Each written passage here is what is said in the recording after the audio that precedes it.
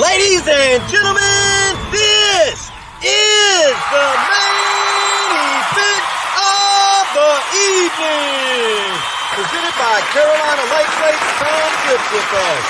When the action begins in the studio, our referees for tonight's event are Elgato Azul and Carolina Real Streamers.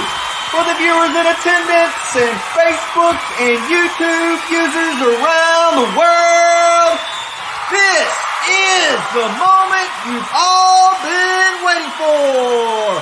Live from the Elgato Azul TV studio in Louisville, Texas, it's time!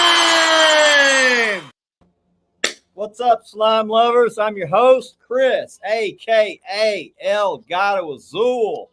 Partner in slime over here is Mr. Jamie Dunn, Carolina Lightweights. What's up? What's up, everybody? Slime show, baby.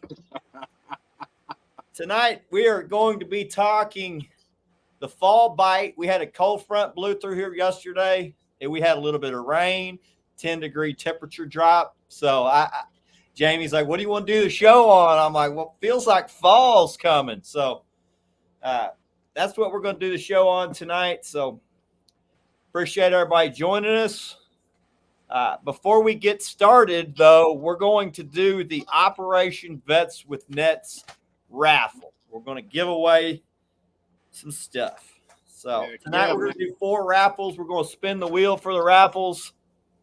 We're going to do a raffle for a guide trip for Grant Ratcliffe on Mighty Lake Texoma. We're going to be doing a Dragon Master giveaway. For a Dragon Master package, we're going to do a Mad Cats winner's choice. You pick the rod, and we're going to do a Cripple Creek game call. It's a grunt call, a custom wood grunt call from Cripple Creek Game Calls. So, man, appreciate everybody. Sounds good. Got 27 awesome people in here. Before we do the spin the wheel, let's go through here, man. We got Bruce Kearney. What's up, Bill? How you doing, buddy? We got Justin Bledsoe. Welcome in, Justin. How you doing, man? We got Juan Eagle Eyes Tienda, our Operation Vets with Nets Texas chapter lead. Welcome in, Juan. We got the world famous Rich Segura over at Operation Vets with Nets. What's up, Rich? We got Richard Gadget Green, one of my Texas slime brothers. Welcome in, Richard. We got Walt McCorkle, another Operation Vets with Nets captains. Welcome in, Walt. We got Jimmy Moore. Welcome in, Jimmy. How you doing, buddy? We got Queen V's Honey. Welcome. Jeff Martin, my hometown boy. Welcome in, Jeff. Corey Whaley. Welcome in, Corey. How you doing, buddy? Hooked on Kermit. Welcome in, Kermit. Man, we got a bunch of winners in here tonight. I ain't lying, man. Man, a bunch of people been winning. Everybody's excited, man. We're back. We got the King of Tennessee, Micah Burkhart. Welcome in, bro. Alex, Texas Fishing. Another Texas boy. Welcome in. We got Trent Williams, one of my Smacktown brothers. Welcome in, Trent. We got Catfish Junkie. Welcome in, Junkie. Leland Loy. We got, he's one of our Operation Vets with Nets Texas captains. Welcome in. We got Jeff P. Stinkin. Welcome in, Jeff. That's a new name, if I'm not mistaken. Welcome in, buddy. And my boy, Killer B Outdoors. What's up, Bill? Man, it's almost our time, buddy. We got BJ Stem. Welcome in, BJ. And that is it. 36 people in the house. So, man, heck yeah. Everybody coming in. And guys, for everybody that say hello to y'all. Hey, glad your daughter enjoys the hat, my friend. Good deal, man. We appreciate y'all, guys. Ray Smith, welcome in, Ray. Who's ready to win? And Little River, welcome in. Welcome in, Shane. let's give some stuff away. Oh, man. First raffle is going to be for a Grant Ratcliffe trip. There's 30 spots. Outcast Guide Service, Mighty Lake, Texoma. 30 spots. We're going to spin the wheel. Already got 30 loaded. Can y'all see the – oh, not yet. Not yet, bro. Add to stage. All right. Oh, there. All right. Let's spin this wheel. Start giving some stuff away. Good luck, players. And the lucky winner is number 23, baby. Heck yeah. That is, let's see here, number 23, Lisa Nix. Lisa Nix. Congratulations. Let me pull this up for everybody to see.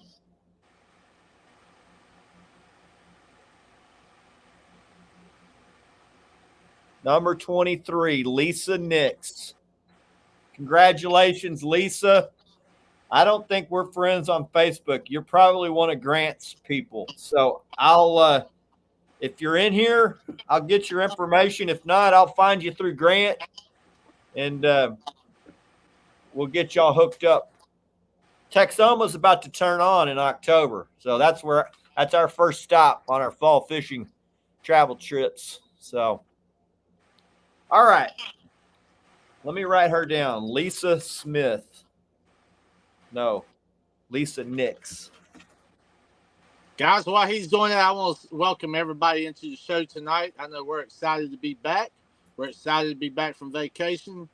So Jamie's been down in Disney World. Disney World, man. First time, man. Felt like a child down there, cool. man. Had a good time. So we had a blast, but time we got off the interstate, got back home, we got right back in the shop the same day and got back to work. Yeah, you go away and it's like, damn, I got all this stuff piling up on me at home. Man, we got back and got everybody's orders out ASAP. We appreciate everybody's patience. I know there was a bunch of orders, I can tell you that, because we toted them all ourselves straight to the UPS, or not UPS, but to the mail place, and made sure they got on their way home. Raffle number 26 for our Dragon Master package. So this is the package. It's got some cool floats. It's got some brush guards for dragging through structure. It's got some weedless hooks, pretty interesting, and some dragging weights. Dragon Masters. This is from Chris Wheeler's sponsor. Dragon Master is a Texas guy. He's Brian St. Alma. Was the tournament director for Cat Masters. That was the first big money tournament in the country. So let's give this stuff away. We got 11 spots. Let's see here. Can y'all see the wheel? Yeah, Chris, I see it. All right. Good luck, players, for the Dragon Master package. Good luck, everybody. And the lucky winner is number 10, baby. Woo! That is Melanie Ibarra. Hustle to fish. So, congratulations. Yeah. Congratulations. Let me show the winner.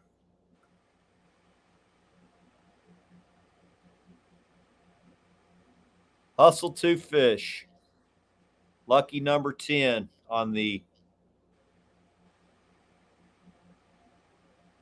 Dragon Master package. Appreciate the donation. Appreciate you hooking that up, Chris Wheeler. Yep. Congratulations, Melanie Ibarra. All right. What's next? Let me write Melanie's name down here. Chris, you got all kinds of goodies over here, brother. I've got some other stuff. I need to give away, but I'm thinking about just tell them to keep it because I'm tired of running these damn things. All right, Melanie Ibarra. That's number 26. All right, raffle number 28. That is for a Cripple Creek game call. Custom game call from Cripple Creek Game Calls. It's a grunt call for deer. Oh, it's almost that time of season, man. I'm looking forward to it. Only got 2 contestants on this one. Somebody's going to win. All right. We got 7 spots. It's only 2 guys, Joel Moots and Jamie Dunn. Yes, sir. Good luck, players. Let's see here. Let me put it up. We got 7 spots. Good luck, guys.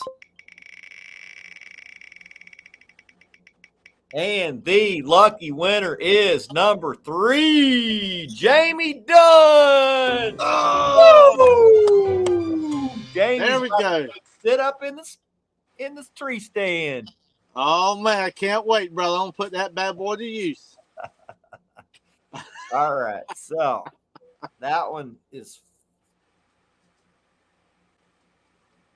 Mr. Jamie Dunn. I finally won something. That's your game call.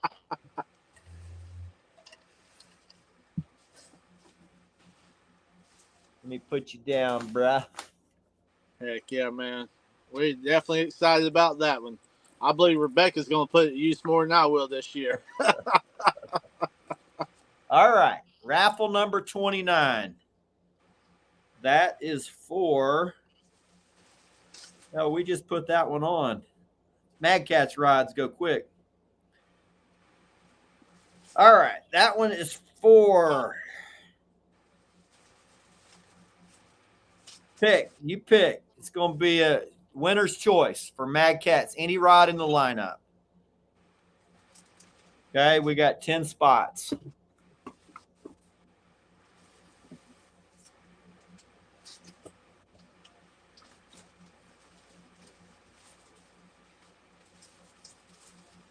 All right, here we go. Good luck, players.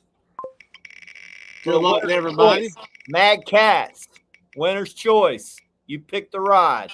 Lucky number 9. Justin Padgormy. I don't know if I'm saying that right, but lucky number 9. Congratulations, Justin. Congratulations. Lucky number, what was it? 8? Oh, 9. It was 9. No, number 8. Number 8. My bad, Chris. Did I say 9? Yeah. It was 8. We got it on video, so. Lucky number 8.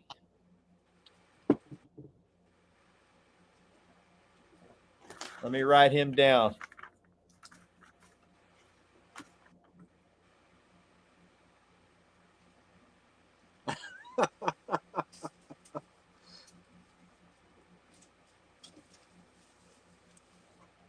I've been known to screw some stuff up.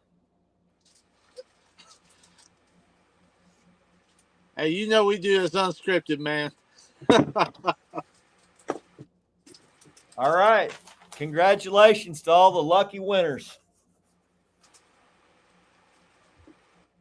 All right. Let's see who else is in here. We got Brandon Ladd. Welcome in, my slime brother.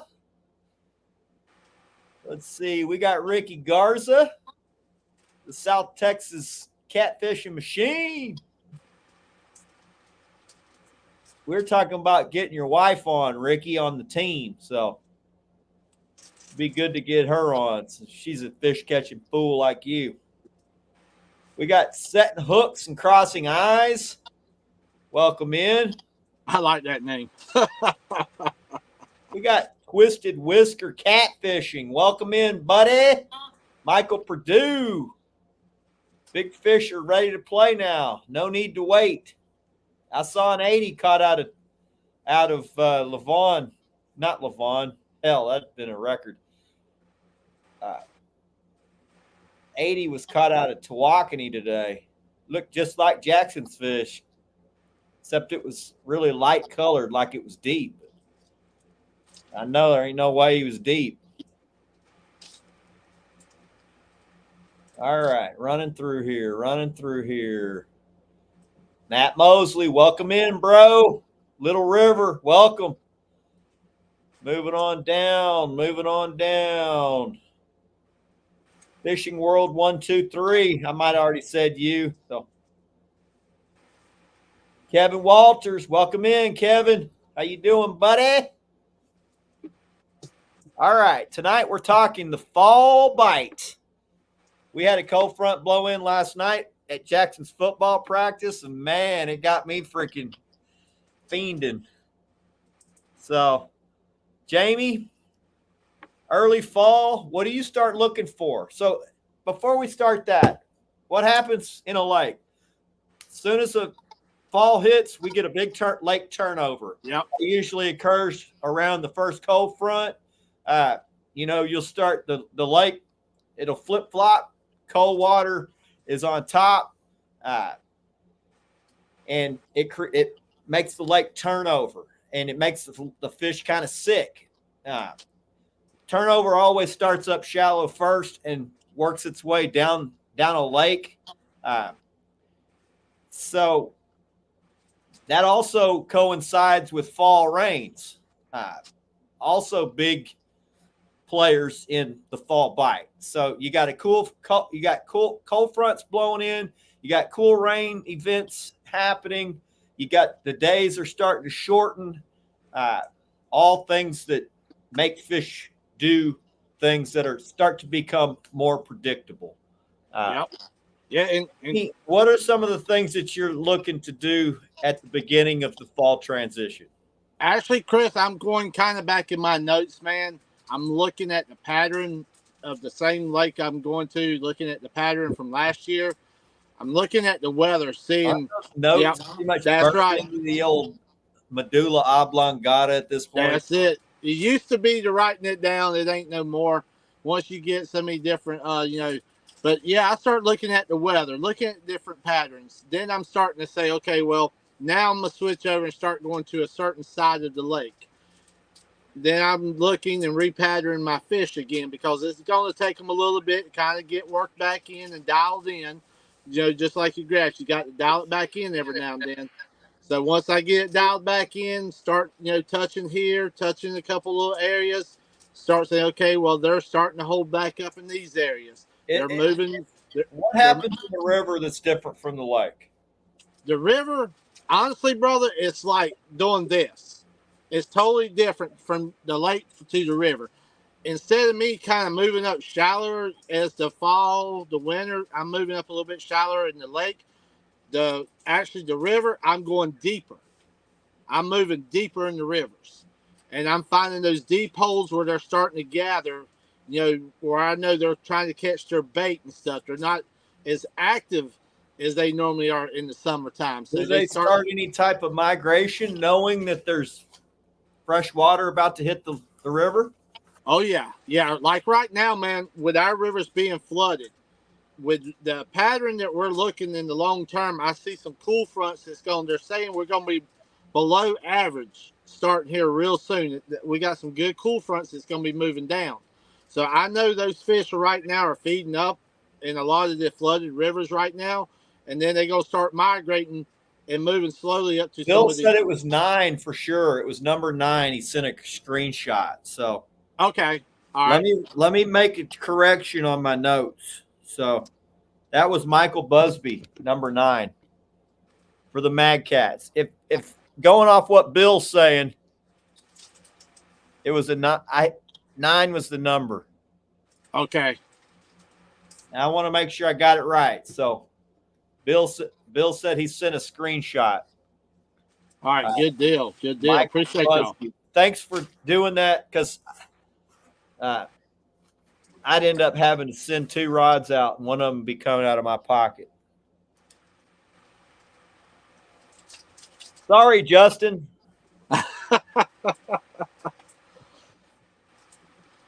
But yeah, that's kind of what I'm looking towards, Chris. I'm redialing in the fish, and like I said, right now, our waters are still out. The banks, they're starting to come down. Some of the land that was flooded last week, you're actually starting to see some of the land now. So once that gets out of here, that weather starts, in far as what the long term says, it's going to start cooling down. Then I'm gonna start dialing it back up, and once that happens, I'm gonna start moving a little bit more towards that deeper water in the river than the shallower spots. That's when you're gonna see a lot more of them fish start. Not really right now, but more towards the winter, they're gonna start digging into that mud and stuff like that. But right now, they still gonna be pretty active. So for guys that don't know what a fall turnover is, the lake turns over, the bottom comes up to the top. You're going to have a lot of decomposing muck that's on the bottom that will actually start floating. You'll see some pea soup looking weird stuff, a lot of bubbles on the water. The lake will stink.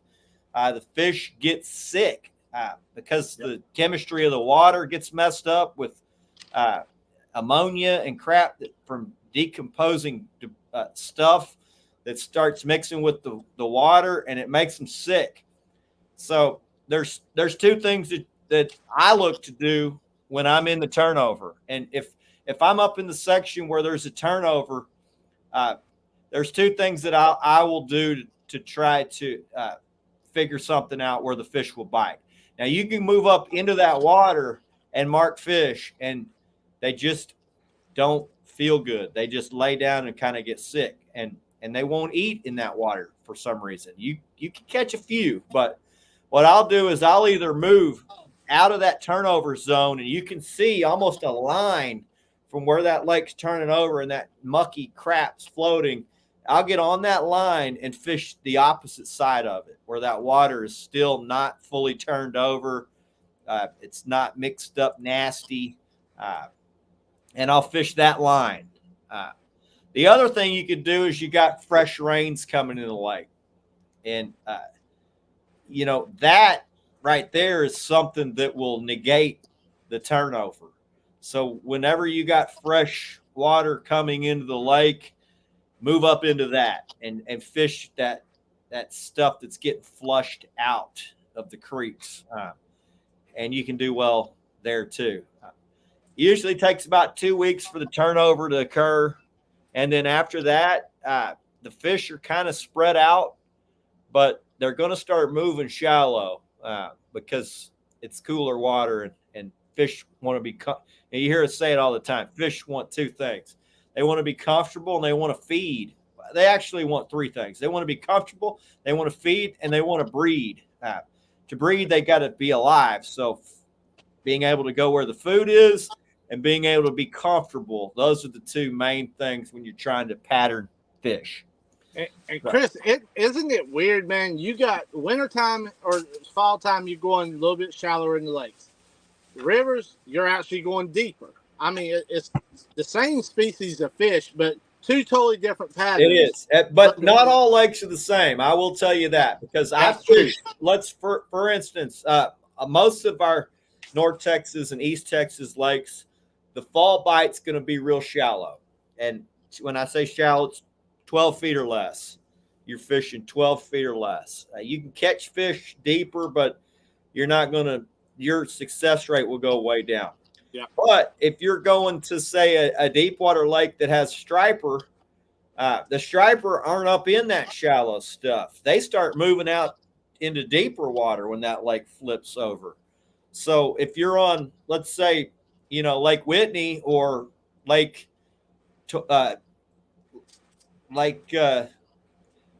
say Lake Texoma, those fish are going to be deep. You're going to go probably to the deepest section of the lake to fish, and you're going to get around the striper. So every lake's a little bit different. If you're in a striper lake, the really big fish tend to follow those fish around. So, but if you're on, let's say, most of our lakes might not have striper. It's a sand bass lake, or gizzard shad or threadfin shad. Well, a lot of those are kind of moving up shallow, and catfish are going to move up in there to be comfortable. So, yeah, I see a question. Justin was asking about do you catch more fish in deep holes or and ledges surrounding the, let's see, or dragging? Well, I mean, river, yeah, definitely in the wintertime, I'm going deeper and fishing the ledges. And a lot of times I will drag those areas if the anchor bite is very slow. So I'll switch over and go to the dragging and try to get more of a reaction bite during that time also.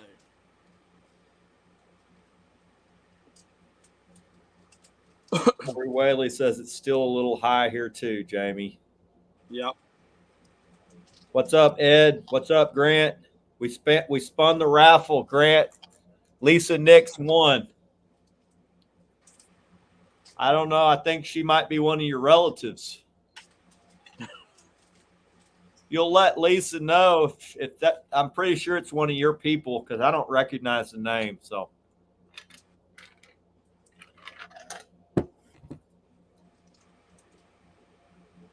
how do you utilize side scan for catfishing? Well, side scan. What I do is I use side scan to find my fish in 40 feet or less.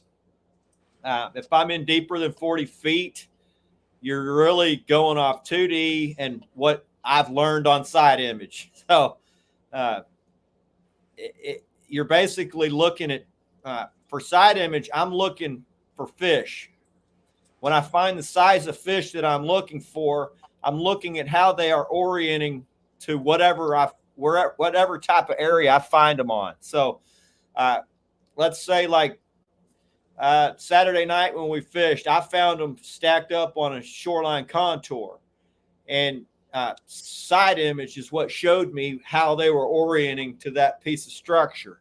That helps me determine how I'm going to set up for them. It's the same whether you're fishing a channel, a shoreline contour, a ledge, a hump, any of those things. Now, the only thing that really is where you don't have to use precision is like if you're fishing the flats and they're out on the flats. But even then, I use my side image to determine, if I'm on fish over 30 pounds and how many fish are in the area that look to be 50-pound class fish. And, that's kind of the benchmark for whether I'm going to stop and look or not. If I see fish over 50, that gets me fired up, and I'm going to stop there and try to catch them. I don't need to see too many of them, but if I see 2 or 3 that I think are 50 plus, I'm fishing it. If I'm there and I'm just seeing, small fish, I'm not even going to waste my time. And I think side image helps you determine fish size better than anything that I use.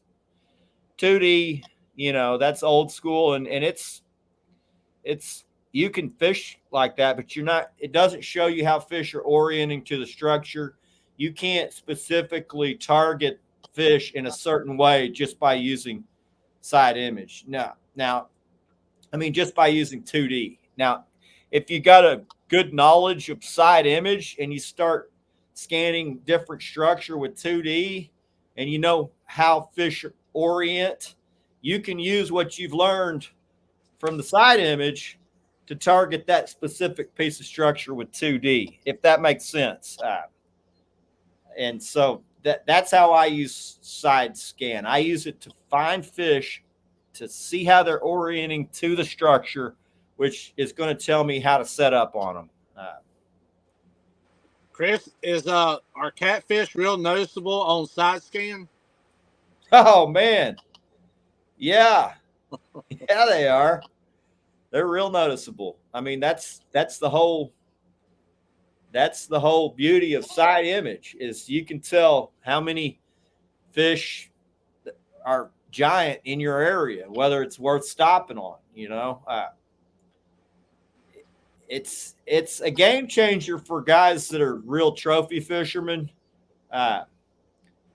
because you can tell, okay, this group's got some 50s, got some 60s. Hell, that one looks even bigger, Doesn't mean you're going to catch those fish, but at least should I fish this group or should I pass on this group? Um, I not all groups of catfish have big fish in them, and I'll pass them up, and I may pass on 3 different groups of fish before I see a group that's got real trophy class fish in it. And I always, guys say, I don't. If I see fish, I fish it. Well, that's all good and well. I don't. I pass on them, and I know that if I don't find what I'm looking for, I can always go back and fish them. So that's what the side image will do for you. It'll help you find really big fish if that's what you're targeting. I mean, not everybody wants to catch giants. Some guys just want to catch fish. If that's what you want to do, then I just when you see fish, just stop and fish it. But Chris, the fall bite's coming. How much time do you spend scanning your lake? Say if you've never been on a certain lake, how much time are you going to spend scanning that lake for that fall bite, trying to find how these fish are doing? I'm not in the fall bite yet, but we fished Saturday and I scanned for 2.5 hours before I got a line wet. I went all over the lake looking for big fish. I found groups of small fish. I found 4 or 5 good groups of fish. There were no big fish in them, and I just didn't stop. And if I would have probably checked a couple more spots, I might have just said screw it and gone and fished just to go catch fish. But when I go fishing, I'm not, I'm there to catch something really big. Now, it doesn't always happen, but if you can find where the big fish are, it dramatically increases your catch. And also, once you learn your graph, you'll be able to dial, like Chris has said in the past, you could almost tell how big that fish is going to be by just the way that graph looks. I mean, for the bladder, that you can see also different things like that. If you dial that graph in right and learning it, it'll show you. Question said, what ratio do you have side scan? 10 feet deep at 30 feet side scan? No. You're going to use your side scan you're going to set it to what size graph you're using, Juan. If you got a 10-inch graph, you probably don't want to be much over about 80 feet on your side scan because you can't determine what you're looking at. There's not enough pixels on a fish to determine, okay, that's a 40, that's a 50. And so I got a 12-inch screen. I got mine set at about 100 feet. And the reason I set mine at 100 feet on each side is because that's basically the area that I can drag. I got 100 feet on each side of the boat. I know that I can hit a lot of the fish on both sides of the boat when I got mine set to that distance. So it doesn't matter if I'm in 10 feet or if I'm in 40 feet. I'm scanning 100 feet to the side of the boat, and I do toggle my frequency on the side image to give me my best picture. So you're going to see that in like a muddy bottom, you're going to want that deeper frequency, that 405 or whatever, because that penetrates deeper, and you'll get a better return for soft-bodied fish against a soft-bodied bottom, like a mud flat. But as you get into harder bottoms, like a sandy type bottom, something like that, you can bump it up either to the chirp or the mid frequency. And it also depends on how much crap's in the water. Are you up in a muddy section of the lake? Do you need sonar that penetrates through that better? If it's cleaner water, you can run the higher frequency. If it's muddier water, run the lower frequency. I'm just constantly, when I change sections, I always check all 3 frequencies to determine on the screen when I'm marking fish, which one pops out to my eyes the best, and then I adjust the sensitivity for whatever frequency I'm using, uh, and you know you'll see that one frequency just the fish just stand out better, and then you dial it in with your sensitivity. Uh, so guys like, man, you constantly jockeying that graph. I'm like, yeah, that's the key. Yeah. It's not a set it and forget it type of tool. Uh, You know, maybe 2D, but not on side image. I mean, I'm jockeying that thing a lot, all day long. If I'm depending on my depth, depending on how dirty the water is, depending on how hard the bottom is, those are all things that are going to determine whether I'm going less sensitive, more sensitive, higher frequency, lower frequency. Chart speed. Chart speed's a big thing. So what chart speed does is it changes the algorithm in your graph. You always want to match your chart speed to how fast you're going. If you're scanning at 5, you set your chart speed to 5. That's going to give you an accurate representation of what you're looking at. So if you go over a 40, and let's say you got your grid lines on your graph, you put your grids on your graph. That's another thing that's going to help you. It's going to be like a 10-foot grid line, right? So if you're going over a fish that's almost half the grid line, that's a 50, 60 pounder because it's a 50-inch fish, it's going to take up a longer deal. And so chart speed, if you got your chart and it's not set the same speed as you're going, sometimes you think you're on a really big fish and it's actually just a 10, 12 pounder. You think, oh man, that's a great looking fish. But your chart speed is you're going 3 times as fast as your chart's reading. So the fish is stretched out 3 times as big as he actually is. To have the accurate representation, you got to set your chart speed to the speed of the boat. That changes the algorithm, the pings, and it tells the graph, okay, he's going 2 miles an hour. This is how long that mark needs to be, okay, to give it the accurate representation of how big that fish actually is. So it's it's one of the biggest things when you're graphing. Yeah. And I want to tell everybody too, when I fish a lot of the rivers, then I fish the lakes, I'm totally having to redo my graph. Here I've got rivers that's completely muddy, and I'm gonna tell you, it's a lot harder to try to get on some of these fish because of the muddiness of that water sometimes. I've got rivers here that is solid black that I'm gonna readjust it because of the color of the water. Now when I go to like Santee Cooper, it's more of a greenish, more of a clear style colored water. I'm constantly adjusting it. So like you said a while ago, you can't just leave it on one setting and go from place to place to place. Yeah. If you do, you're going to end up finding you're not finding the fish the way you should be. So always stay on top of that graph for sure, and knowing what color water is real big on how to adjust your graph because, like you said, the trash and stuff like that also. I wish these sonar companies would get it together and make it where it just automatically adjusts.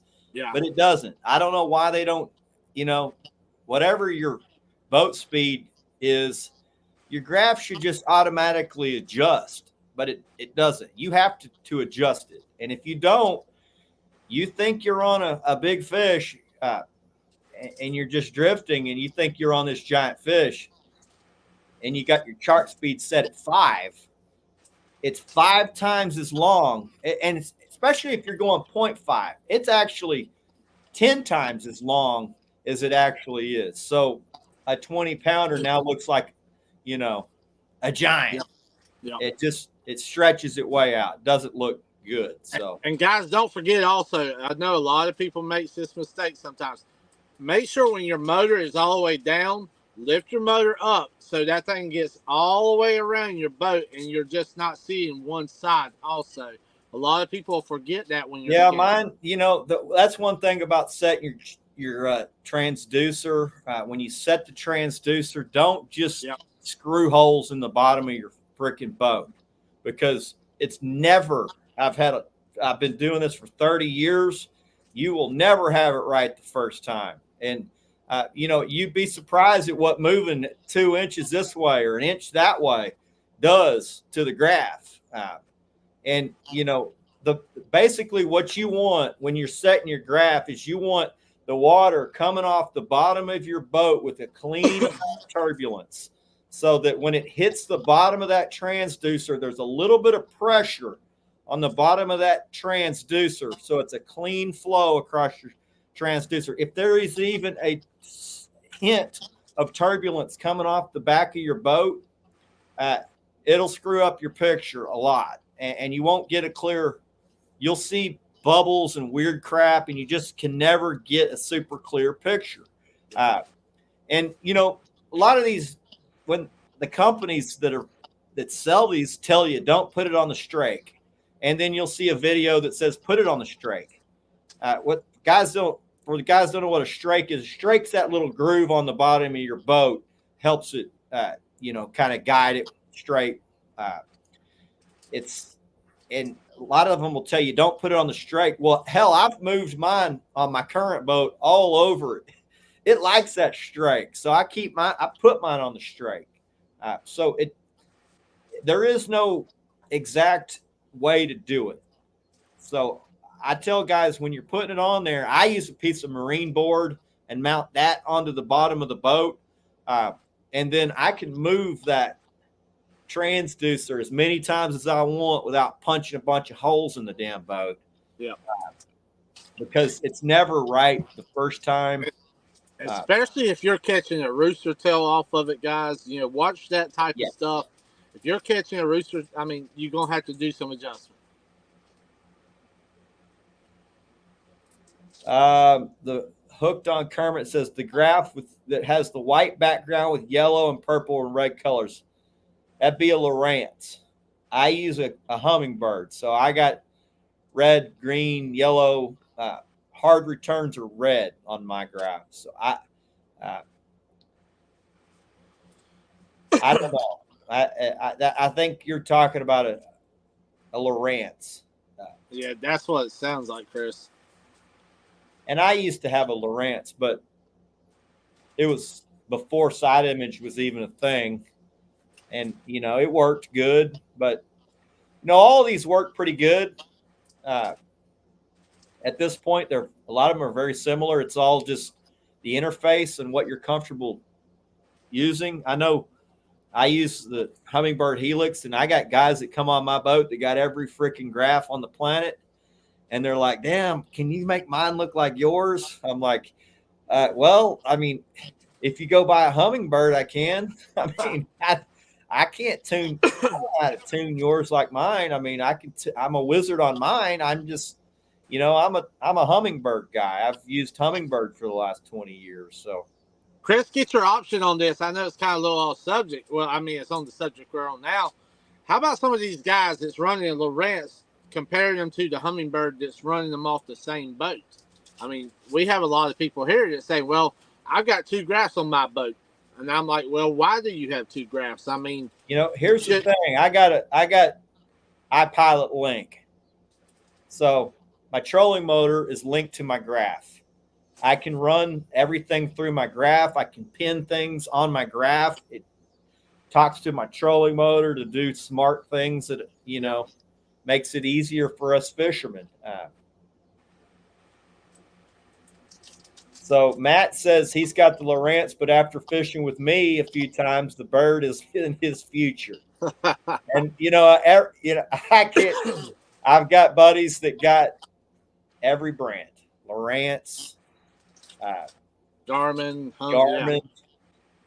After they come fish on my boat, they all want to go get a Hummingbird, just because the side image is so clear, and it's just really good, man. Interface is easy.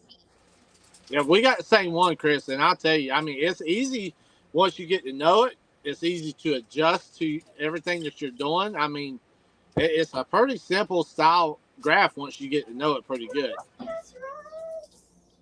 What are those? Those are somebody else's, buddy.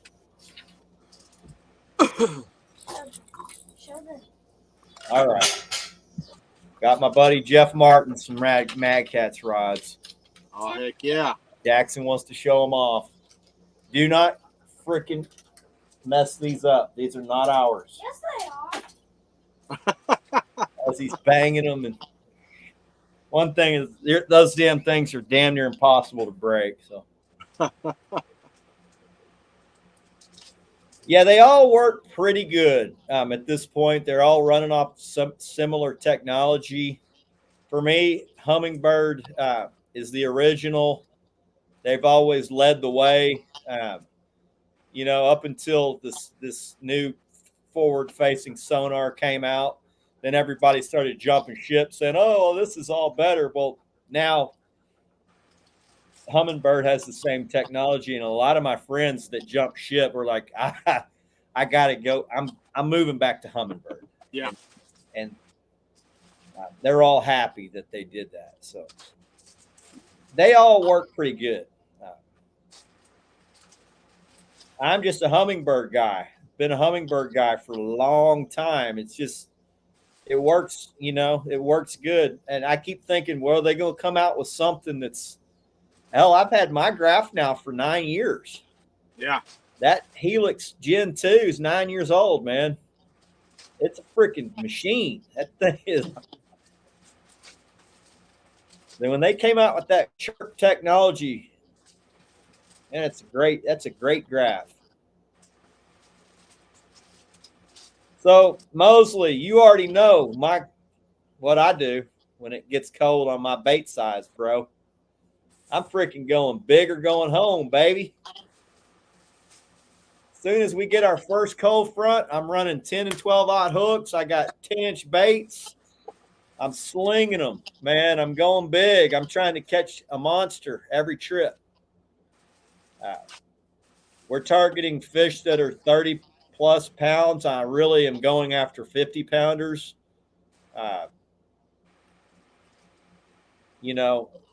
Small fish for the day will be 20. I'm going big. I'm trying to use my baits. I think at that time of the year, fish start going big. They want to feed up. They get ultra aggressive. They're hammering big stuff. I go big, man.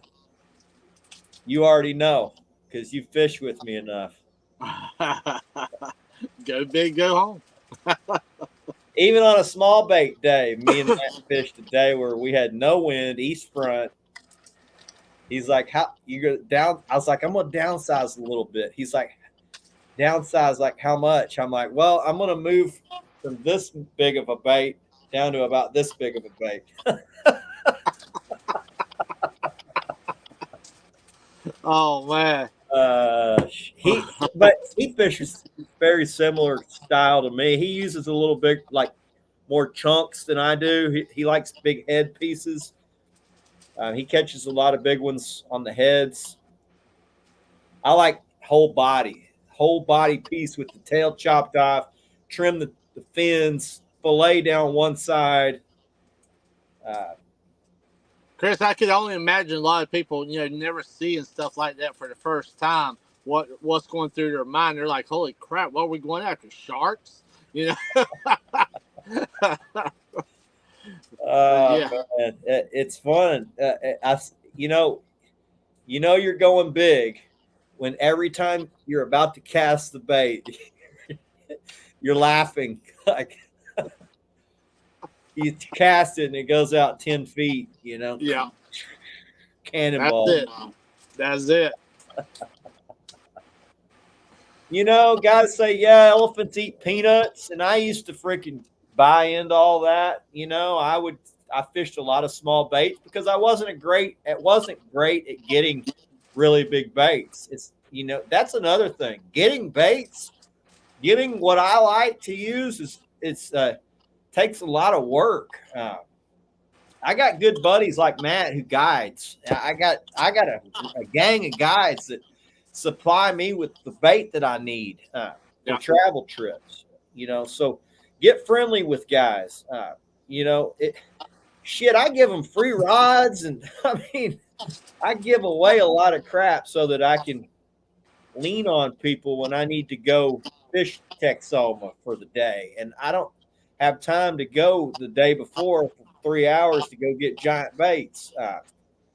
So big baits equal big fish. I can guarantee it. Your big fish catch ratio will go way up with big baits. There are days where we downsize, and I always put a variety of sizes on this, but as the fall bite kicks in, I don't have any small baits. And most of my small bait is, most guys, it's their big bait. It's like the headpiece that's, it's a 5-inch headpiece, 4 or 5-inch headpiece on a 10-aught hook. That's my small bait for the day. The rest are like whole fish, giant, or the fillet off the side of it, but the double hook rig. I see a question, Chris. I didn't want to get it past here. Trying to get into a local tournament trail first time. Any advice? How often do you switch baits? How often do you switch spots?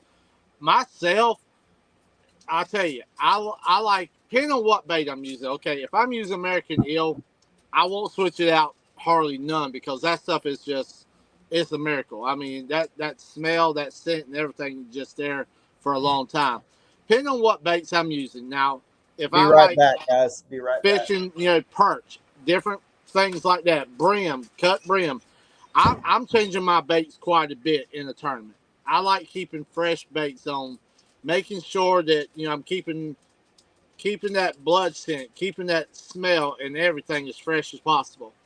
As far as changing locations, when I'm the day before a tournament, I'm looking at certain areas. I've got a plans. I always have a plan A, plan B, and a plan D. Pretty much is the only plans I need throughout throughout a tournament. So I like giving my plan A and plan B a pretty good, time to do a lot of the dragging.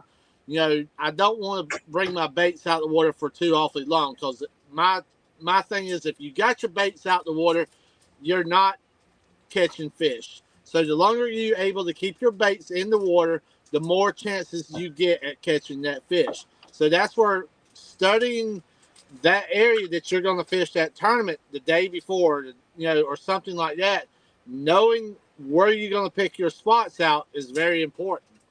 So pay attention to your plans and try to stick, but keep your baits in the water as much as possible.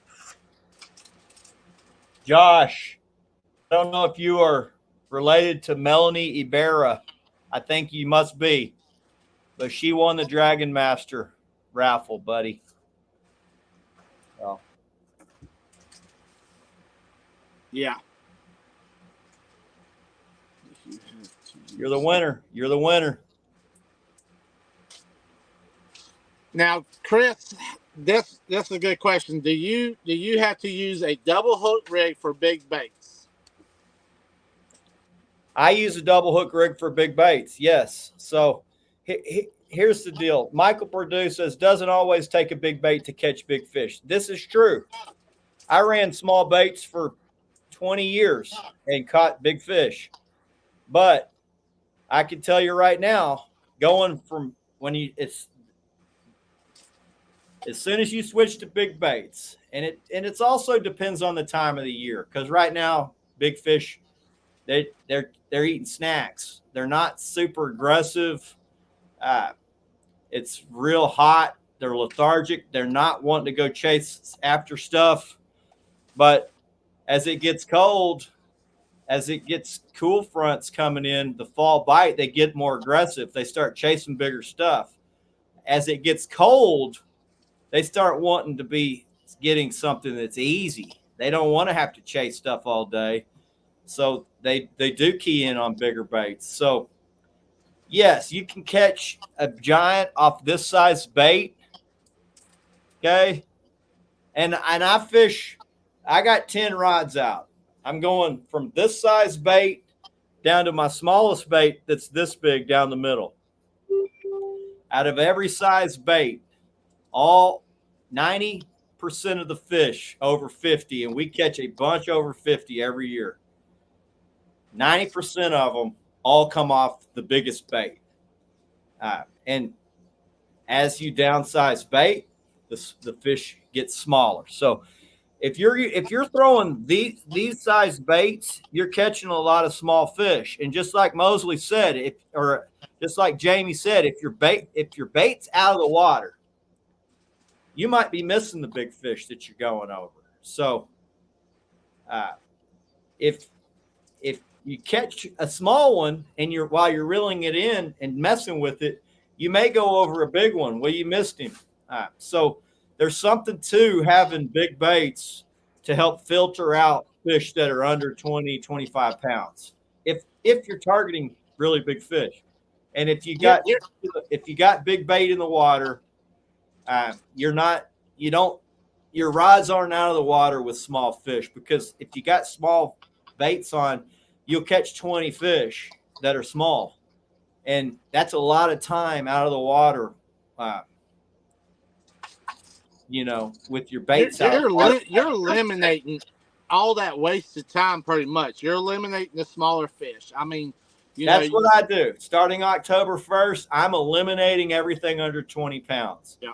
That's me. I don't want to catch anything under 20 pounds. Now, we'll occasionally catch an 18, 19 pounder.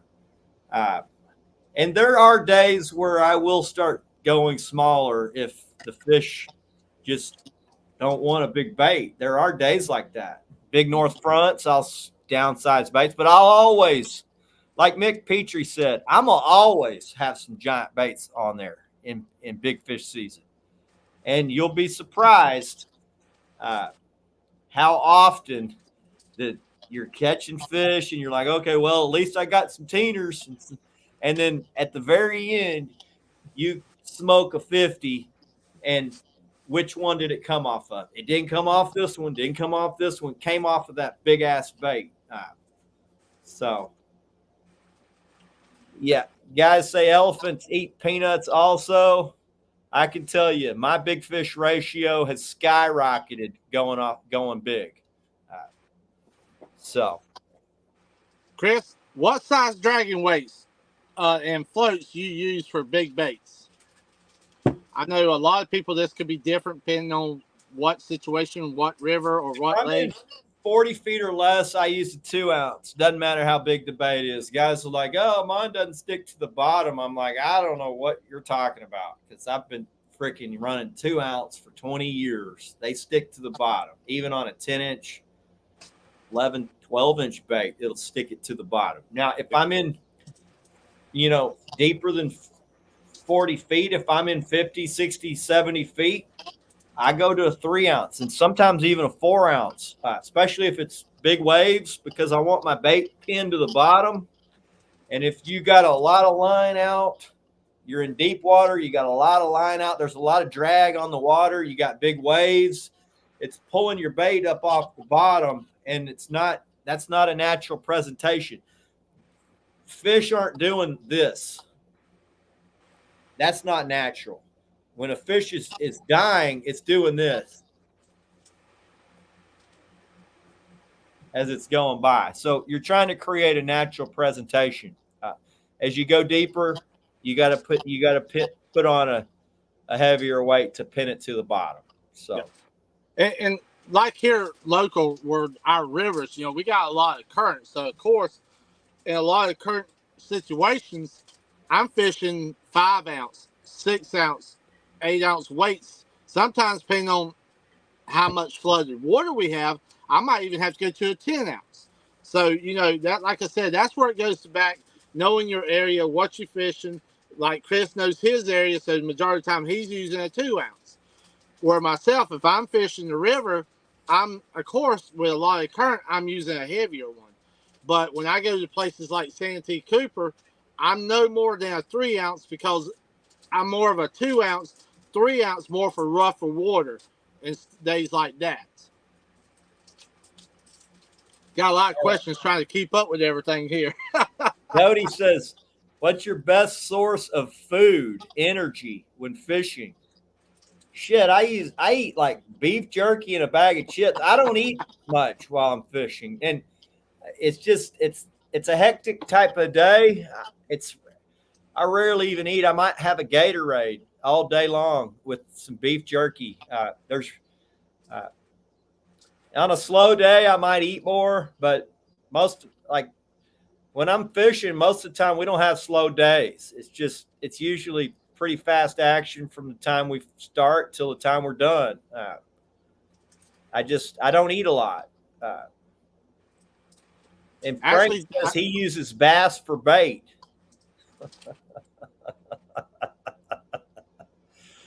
Oh man. Actually, Chris, if I fished every day, I could be a skinny person because I'm like you, man. I don't eat as much. I don't, I might have a couple of waters or something like that, but a can of Viennas here and there, that's about it, man. Yeah, guys that come fishing on my boat, they're like, they bring all this food. They're like, hey, I brought all this food. We didn't eat any of it. I didn't even drink something today. Busy. So we call it on my boat, we call it chaos catfishing because it's freaking just chaos on the boat. Yeah, it may take us 30 minutes to get going. And if I have to go look, I mean, there are times where, you got to go looking hard. And I mean, there's some downtime there, but I've seen days, man, where I bought hamburger meat to put on the grill on the boat and never took it out the cooler. Dude, I can't tell you how much food's gone to waste sitting in the cooler that I let because we fish our ass off all day. I'm blown out and exhausted by the end of the day. We come home, I leave everything, just leave the boat, just pull in and leave it. And all that crap goes bad sitting in, it's ruined. So, yeah, Jackson eats everything. That boy's always eating. we eat I bring snacks, and he does eat a lot of snacks. So, oh man. Richard Green says a sandwich, peanut butter and jelly. Man, Jeff says Jackson eats everything, so Chris is starving. And Jeff's fished with me enough. There's no time to eat. There's fishing. He looks over at me. He's like, "Damn, son." He's like, "You work. He's like, you working your ass off." And it is a lot of work fishing. My style of fishing. But hell, I mean, if you're working like that, it means you're catching the crap out of fish. And isn't that why we're out there? So, I mean, that's it. Work my ass off if I'm busting big fish all day long. Yeah, Matt Mosley says, now Jackson will eat 15 packets of fruit snacks. Yeah, Matt, he'll wash them down with like 3 Powerades. And then he's freaking climbing on the T-top. Dad's pissed. I've seen him up there plenty of times, boy. I tell you. Oh, man. Justin, you won the raffle, bro. No, you didn't. Sorry. Actually, I screwed that up. I thought you had won. Michael Busby won. I called out, I don't know. I thought I called out 8, but somebody went back and said, Chris, it's 9.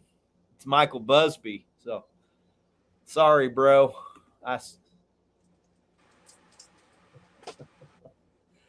Whoops.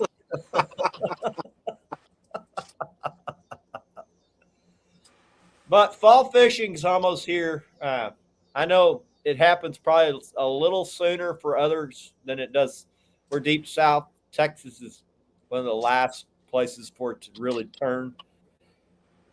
But usually October is when our northernmost lake turns on. I know this is the time of year where you really start getting excited, man.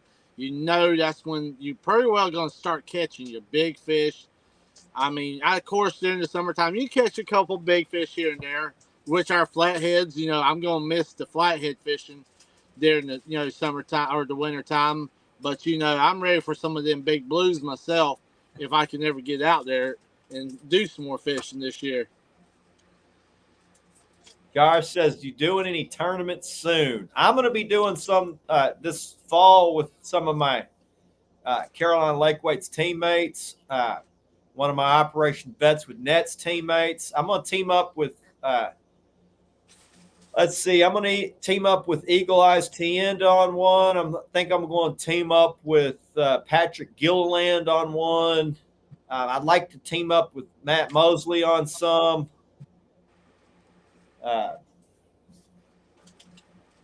Whiskey, man, whiskey. Yeah, we got some big ones coming up, Chris. We're going to be next month. We got one down in Santee Cooper, the first night tournament. The first tournament of the year is going to be at night. Yeah. The end of October, we got a King Cats tournament up in Hickory, North Carolina, and then we're going to be fishing the Classic back on Santee Cooper for 2 days for the King Cat tournament also. So I'm looking forward to that in November for the Classic. Man, I'd like to come fish that with you, but I've already committed to a couple tournaments. And I have fished a few tournaments here and there, and I mean we've won them all, besides I think maybe 2 of them. It's hard with my son. A lot of these lakes now, they don't come to my lakes anymore. It's all like Central Texas fisheries, and I don't really go down there much. So I would need to pre-fish because I'm not going to get my ass kicked.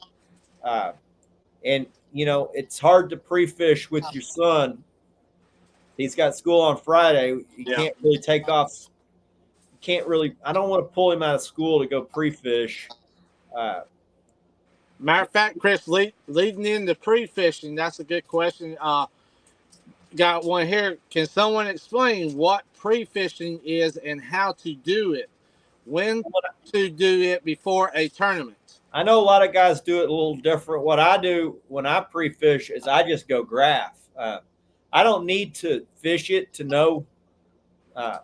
I know what I'm seeing on my graph. I know what's fishable.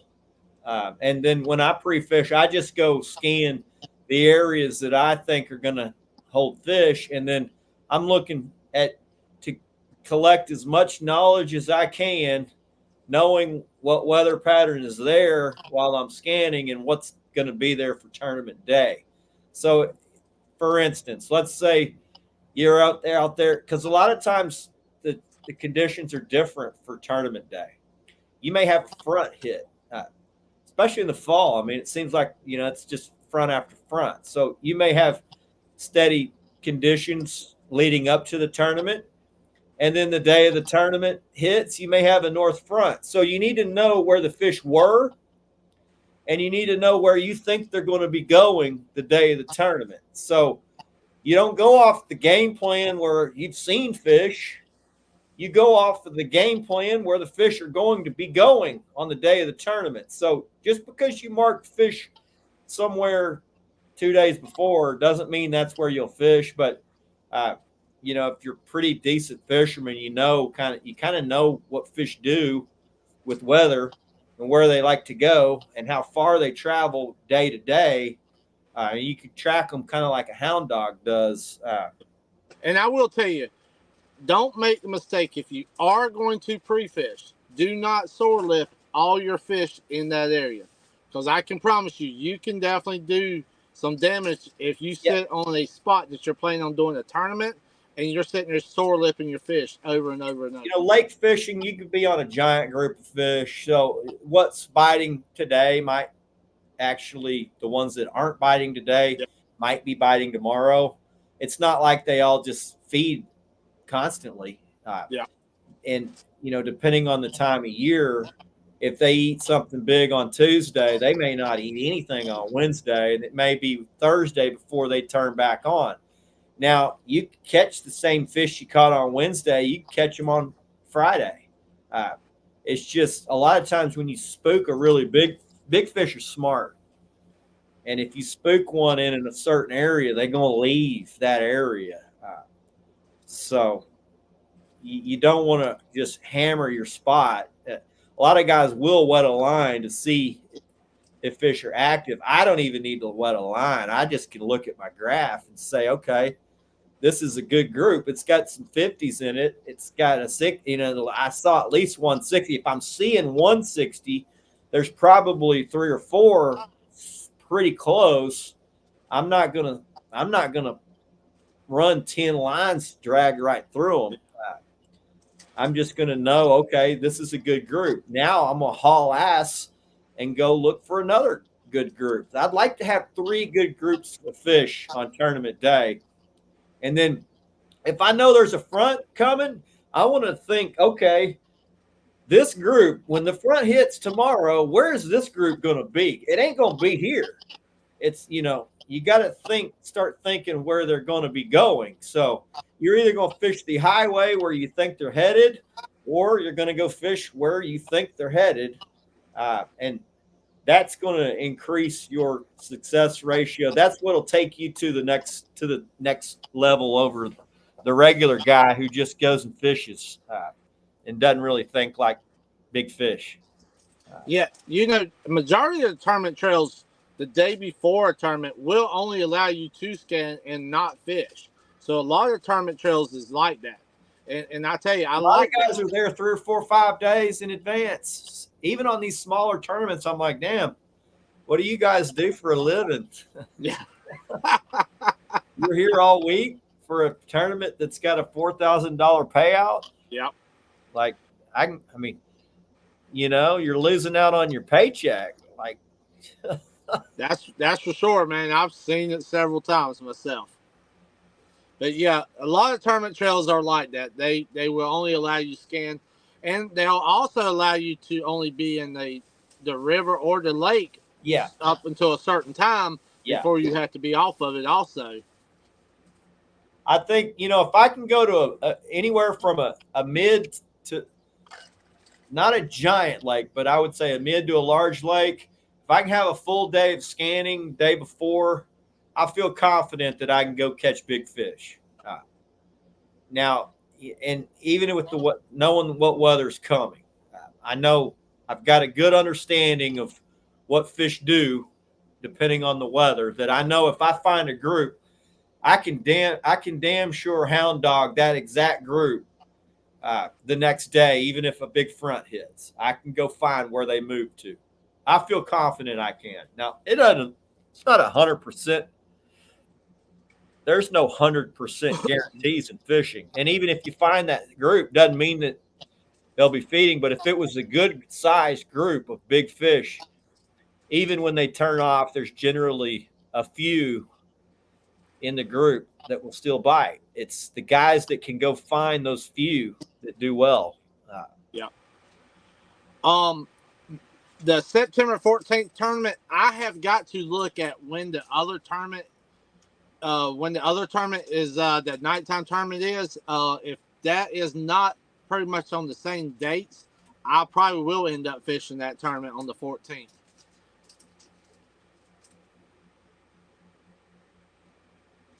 So we'll definitely be checking our schedule, because I know we've got a lot of stuff that's happening right now.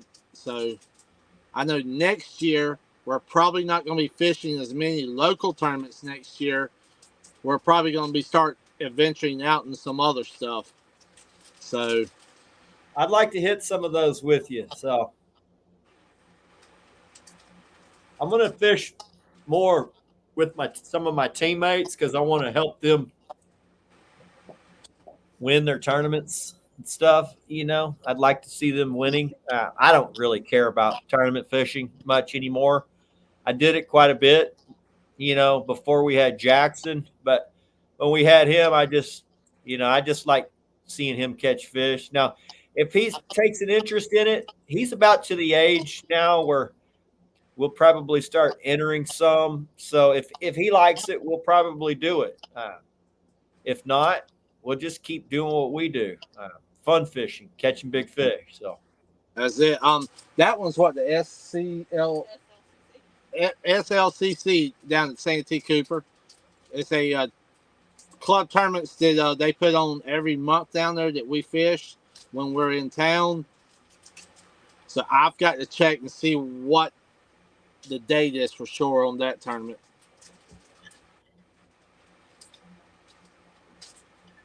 We haven't been able to do a lot of fishing this year so far. We've been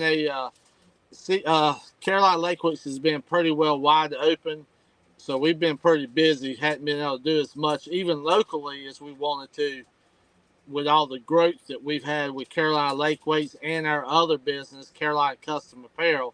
So we've been pretty busy. It looks like things are flying, man. It is, man. It is. We've released some new products and stuff.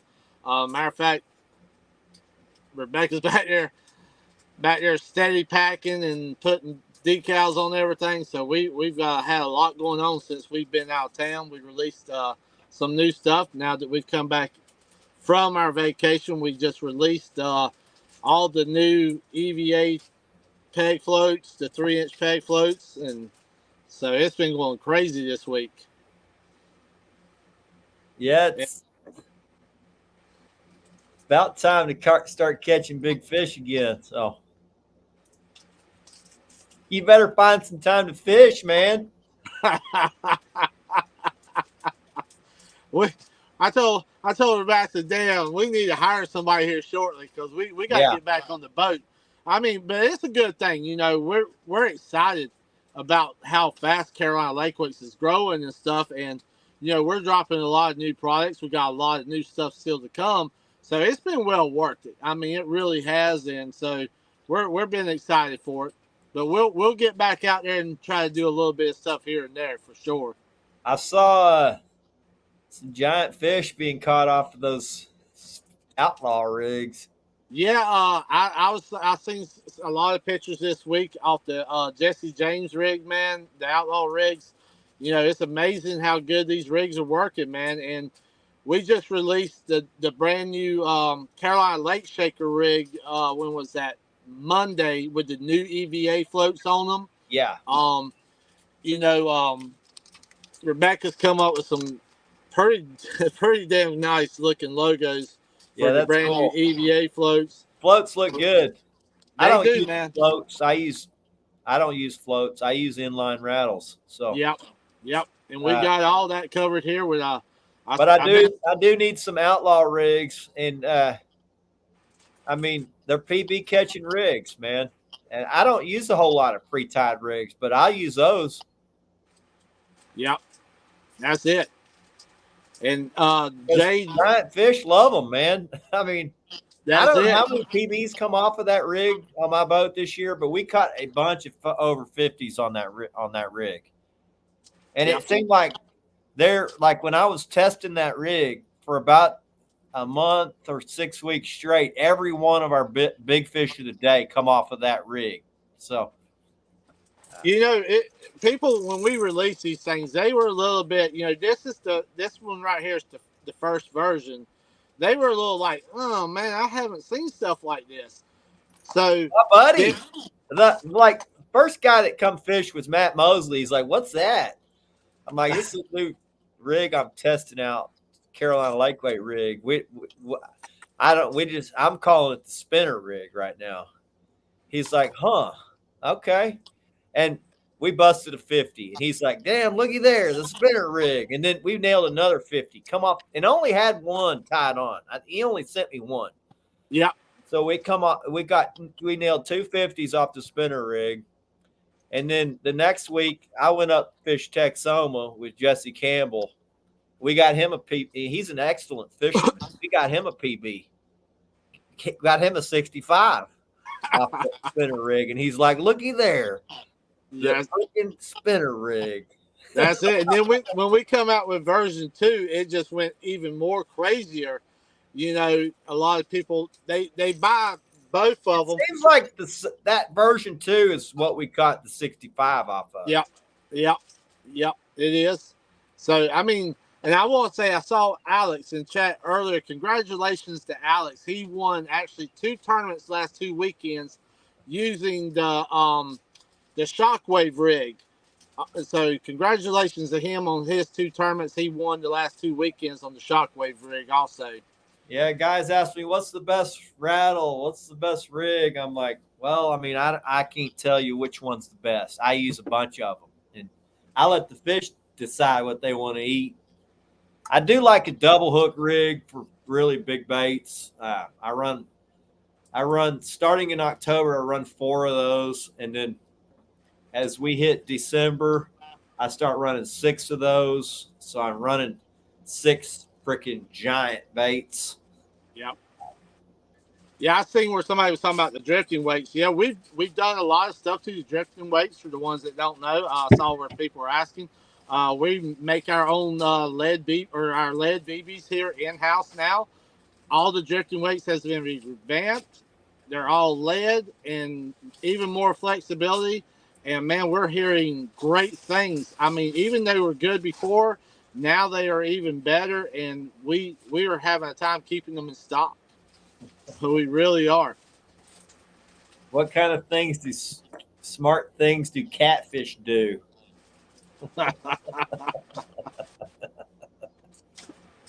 Oh man, I tell you, big fish are pretty intelligent.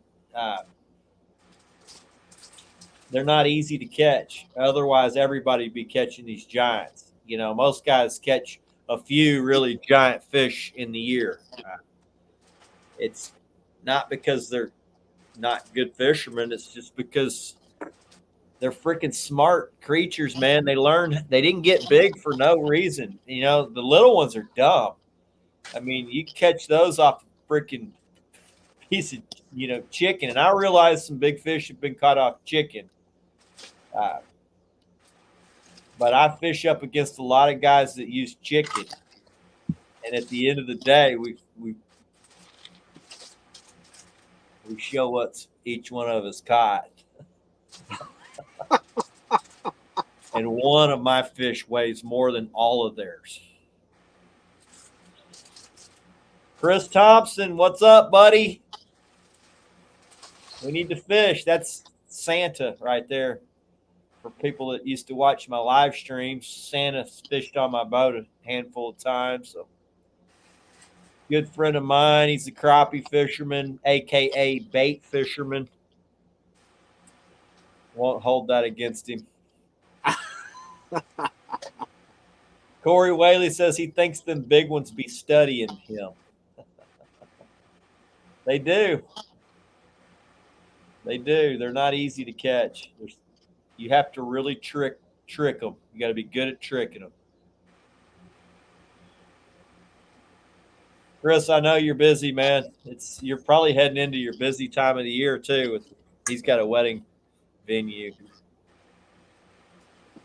Nice.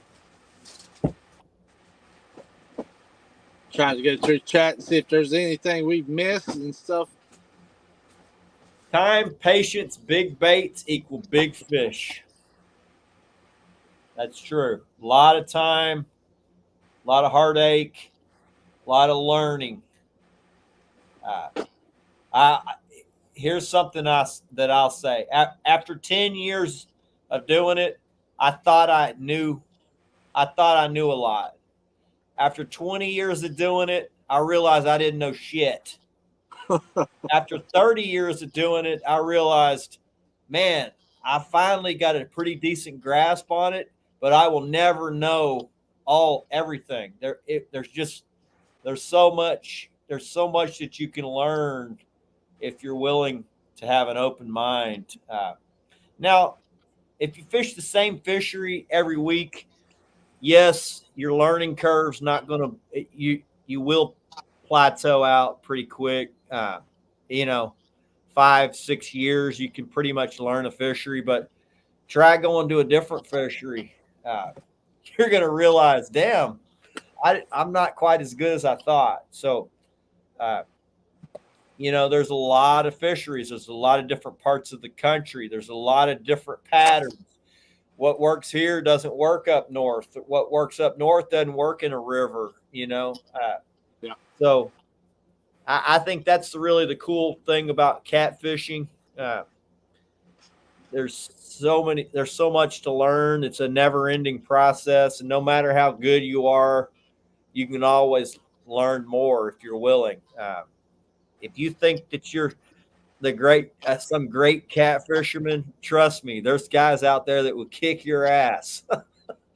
And even the best, even some of these guys that are considered the best tournament anglers on the planet, when they go fish some of these local fisheries and go up against a guide who fishes that lake constantly, they get their ass handed to them every time. So, if you were as if you learned everything that guy knew for that lake, and then you moved over to Jamie's river and you learned everything that Jamie knows for his river, and then you multiply that your entire life, you still hadn't learned everything because there's a ton more places to go that are just different. That's it. And I tell you, just like me I fish rivers pretty much my whole life. Going down to Santee Cooper, I'm still learning every time I go down to that place. Because I'm a river guy. But I do a lot of tournaments on Santee Cooper because I'm challenging myself to try to become both.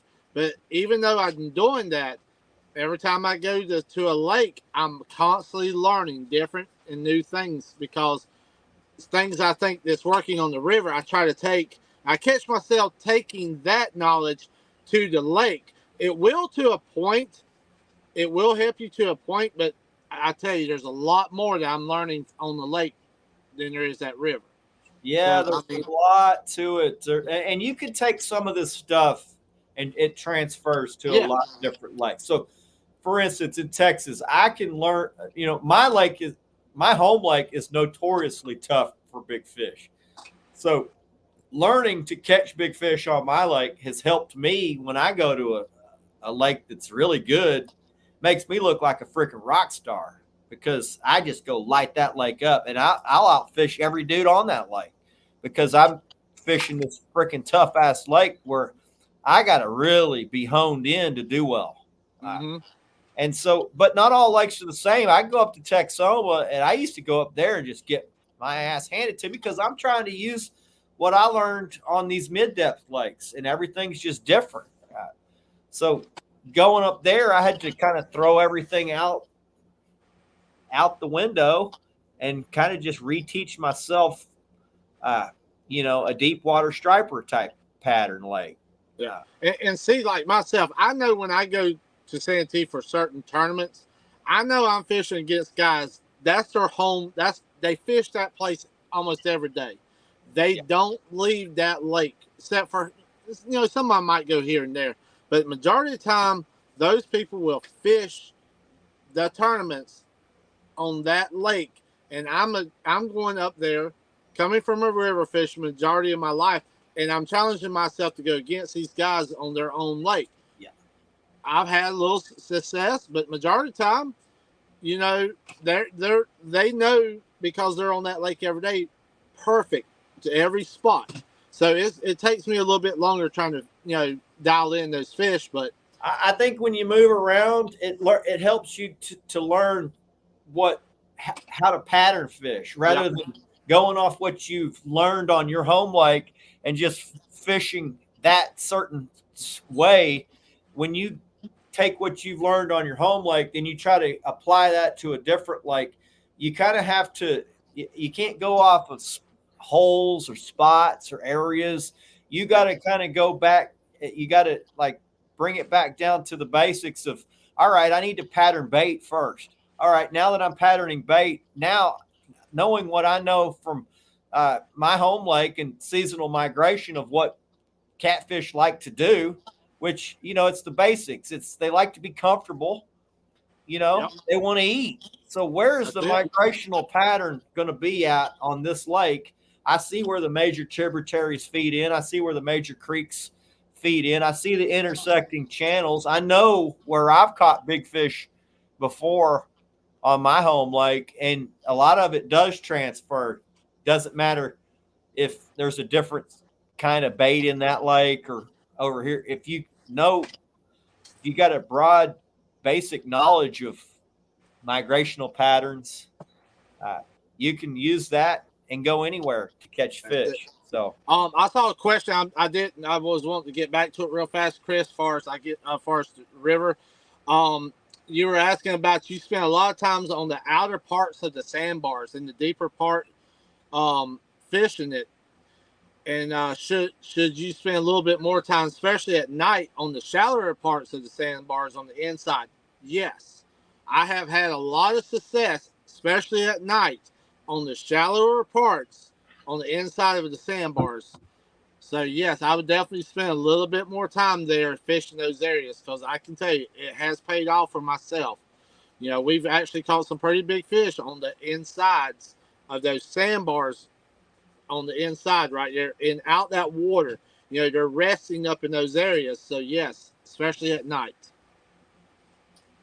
I hope that helps you on your question right there. Yeah. So, Saturday night I went and fished a lake I've never fished in the summer. It's one of my winter lakes, and everybody knows a winter pattern completely different than summer pattern. But I know what works on every lake I do fish in the summer. I know what patterns I like to pattern. I know how to pattern fish, and that's just basically what I did. I went and got there early. I gave myself enough time to scan for 2 or 3 hours. I ended up scanning for about 2 hours and 15 minutes. I found good fish. I nailed a 50, got a bunch of teeners, got a bunch of 10-pounders. It took me 2.5 hours really before I got a line wet. But a lot of the knowledge that I had learned off of different fisheries on basically patterning fish this time of year, and what I know, where I got an idea where the seasonal migrational patterns are, which is, right now for a lot of our Texas lakes, it's going to be main lake structure like points, ledges, humps. If you can find large groups of sand bass, it's going to be fish around them. At night, they're going to move up onto shoreline contours, up closer into shallower water, and that's basically what I used what I've learned on all my other lakes to go fish this lake, which I've never fished. I only fish this lake usually January, February, but sometimes December. I've never fished it in August, and we went. We did well considering it's August and it's 103. So, Chris, you said a key word earlier in the show. You used the word highway. And for people that is just joining or that might not be familiar with that word we use, highway, can you explain and touch on that for them a little bit? Because I know it's a very important part of fishing that a lot of people might not understand. And just want to touch on that real fast. So wind, weather moves fish, and fish like to use a highway to transition from the area that they've been in to either a holding area or to an area that they're going to. So if you've got, let's say, we had the show on the fronts. We talked about the fronts a couple of shows back, and you'll have fish. Let's say they're up shallow for the fall bite, and you got a big front that hits. They're going to use the highways to transition to a holding area when a front hits. And a holding area might be a ledge. It might be a Y in the channel. A lot of times it's a Y in the channel, a ledge that's the first transition out of that shallow water. Those are areas, and the highway is going to be the section from that piece of structure to where they were. And so if you got a front that's about to hit, you can go onto those highways and catch them as they're transitioning to their holding area. And it happens, doesn't matter what time of the year it is. Fish are continuously transitioning with weather changes. Now, if you've got steady weather, that's the most predictable. That's when they're going to stay in a certain area. Could be a whole week sometimes. They don't generally stay in the same area more than about a week. Usually it's maybe 2 or 3 days, and they move. And so the highway is going to be the area that they use from the area that they were hanging out in until the area that they're transitioning to. So I either fish the highway. Either if it's a steady weather pattern, I'm fishing a giant group of fish. I'm always looking for that 90-10 scenario, the 90% of the fish and 10% of the lake. If you've got steady weather, fish are going to congregate and group up in large groups in certain areas. If you got a big weather change, they're going to transition to either another piece of structure, to deeper water, a ledge. So you're going to either set up on the highway or you're going to go and fish that piece of structure. So that's the best way I can describe it. The highway is the transition. It's where they're transitioning to the next spot they want to be moving to. And guys, once you get to know that highway that's in your waters, I can tell you it will pay off for you. So guys, highways can be a lot of times it's the river channel. If you've got a lake that's got an expansive flat and the lake's curved, it may be that point that's sticking out where that lake curves, where they're going up from shallow water to deep water. They're not just going way out. They're going to take, the shortest path of resistance. So they're going to hit that point as they're going back out to deep water. So if you're going to catch a fish transitioning, it'll be at the bottom of that point or in that channel that bends around. And if you'll use those types of, like Jamie said, a highway, transition area, you can, a lot of times you can catch fish that are moving between their spots. And we fish the highway a lot. Yeah. And I will tell you too, guys, just like the highway, there's certain times, even during the day, if you can figure out certain paths that these fish take at certain times of the day, morning times they're in one area, middle time of the day they're in a different area, in the afternoon they're in a different area. They're using almost that like highway scenario. So if you can pattern your fish also during the day and get in front of them and be ready for them and pull towards them or anchor in from them, whichever way you're going to do, you can also catch a lot of fish like that also. So, yeah, a lot of times secondary creek channels. If you're on a day like what Jamie's talking about, where it's just they're transitioning from a morning to an after or midday type scenario, they may not be on the main river channel. They may be taking a secondary channel up into the mouth of a cove, or they're just you have to pick the section that you're in and dissect that section where you got to think, okay, here's the section I'm in. There's a Y in the channel. Okay, and where do these Ys lead to? Okay, this Y leads up to the main mouth of the river. Okay, that could be an area that they like to run up to. Okay, the other thing is there's a bend over here and it comes out next to this point.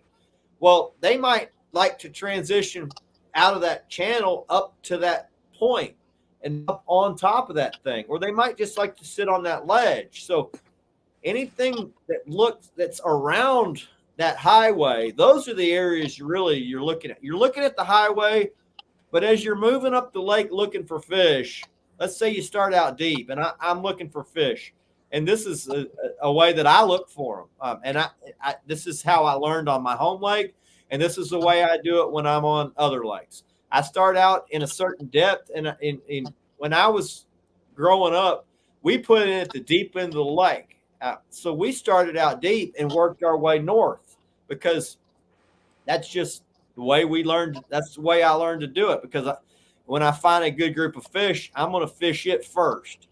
Now, if you're a tournament angler, you may flip that backwards and you may go the furthest you can and then work your way back. That way, when you find fish, you're close to the weigh-in. So I do realize that's different. If you're tournament angling, it's different. It's kind of a flip-flop type deal. But if you're just out trying to catch fish, you're trying to catch the fish that are closest to wherever you're putting in. So you start looking that way. And as you're moving up the lake, you're checking the highway.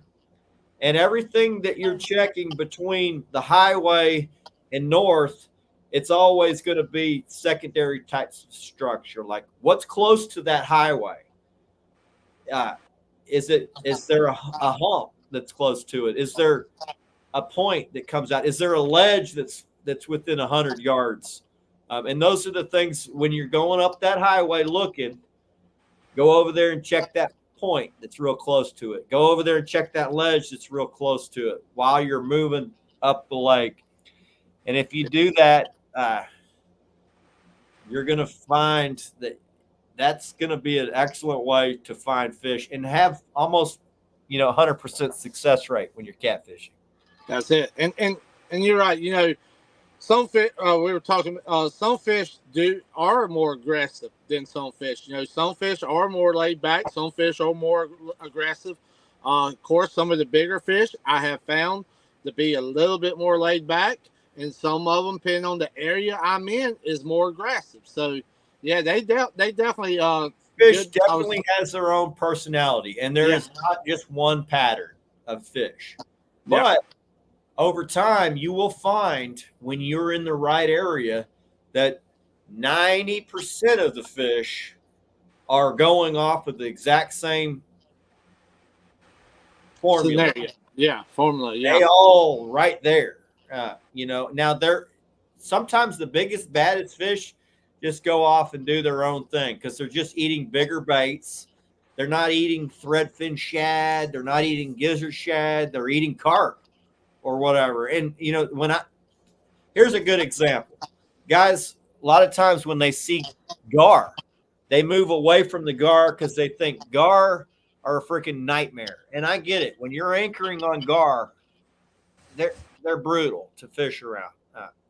But when you jag, if you're around gar, a lot of fish over 40 pounds love to swim around gar because gar are very active feeders, but they're not very they got a low success rate when they're feeding. They do a lot of injury bites.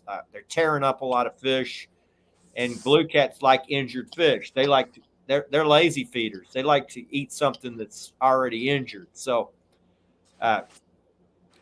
you won't catch very many fish under 40 pounds around gar, but you will catch a lot of fish over. And here's a perfect example. This last spring, we were fishing around gator gar. There were no fish under 40 pounds around the gator gar, but we caught 280s. And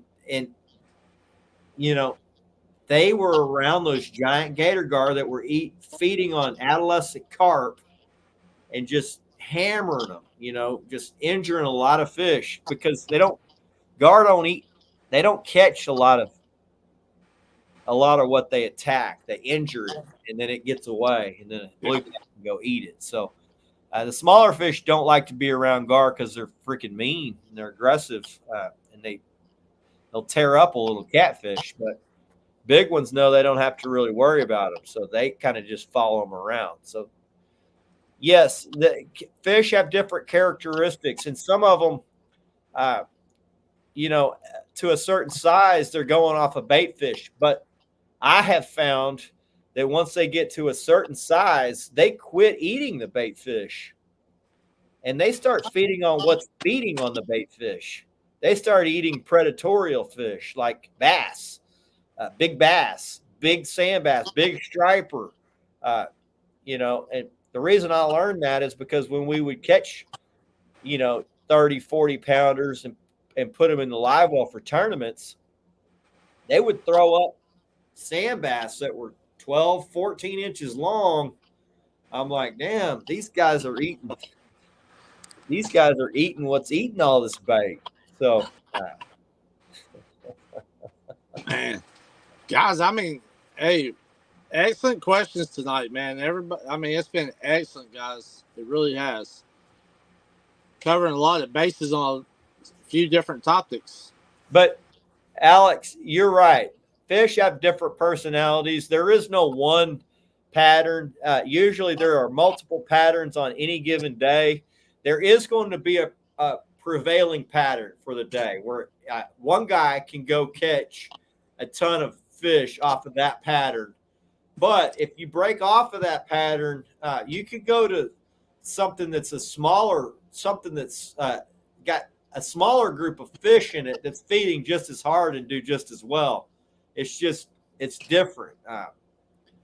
And a lot of times you might have to anchor fish when you go off of that smaller pattern because they're honed in on a little certain area. They may only be feeding at the very tip of a point or on certain section of the ledge. And you can't really drag that group very good because you go over them, you catch one fish, and then you have to go back and redo everything and set back up on them. Jeff Martin says, Jamie, what kind of line stripper do you use? Honestly, I hook it to my machine. Just basically a drill, man. If you're talking about just taking the line off your reel, is that what you're talking about? Yeah. Or I'm just letting the big fish take care of it for me, pull all the line off of it. Yeah, if I'm just doing a few, I don't even waste my time with the drill. I just strip it off. It takes me about 2 minutes. Yeah, it takes me longer to go get my drill out and put the Gatorade bottle and tape it and all that. Now, if I'm going to do all of them, which I don't really have to do, maybe in October I'll do half of mine, but I just did 3 or 4, so there's 4 of them done.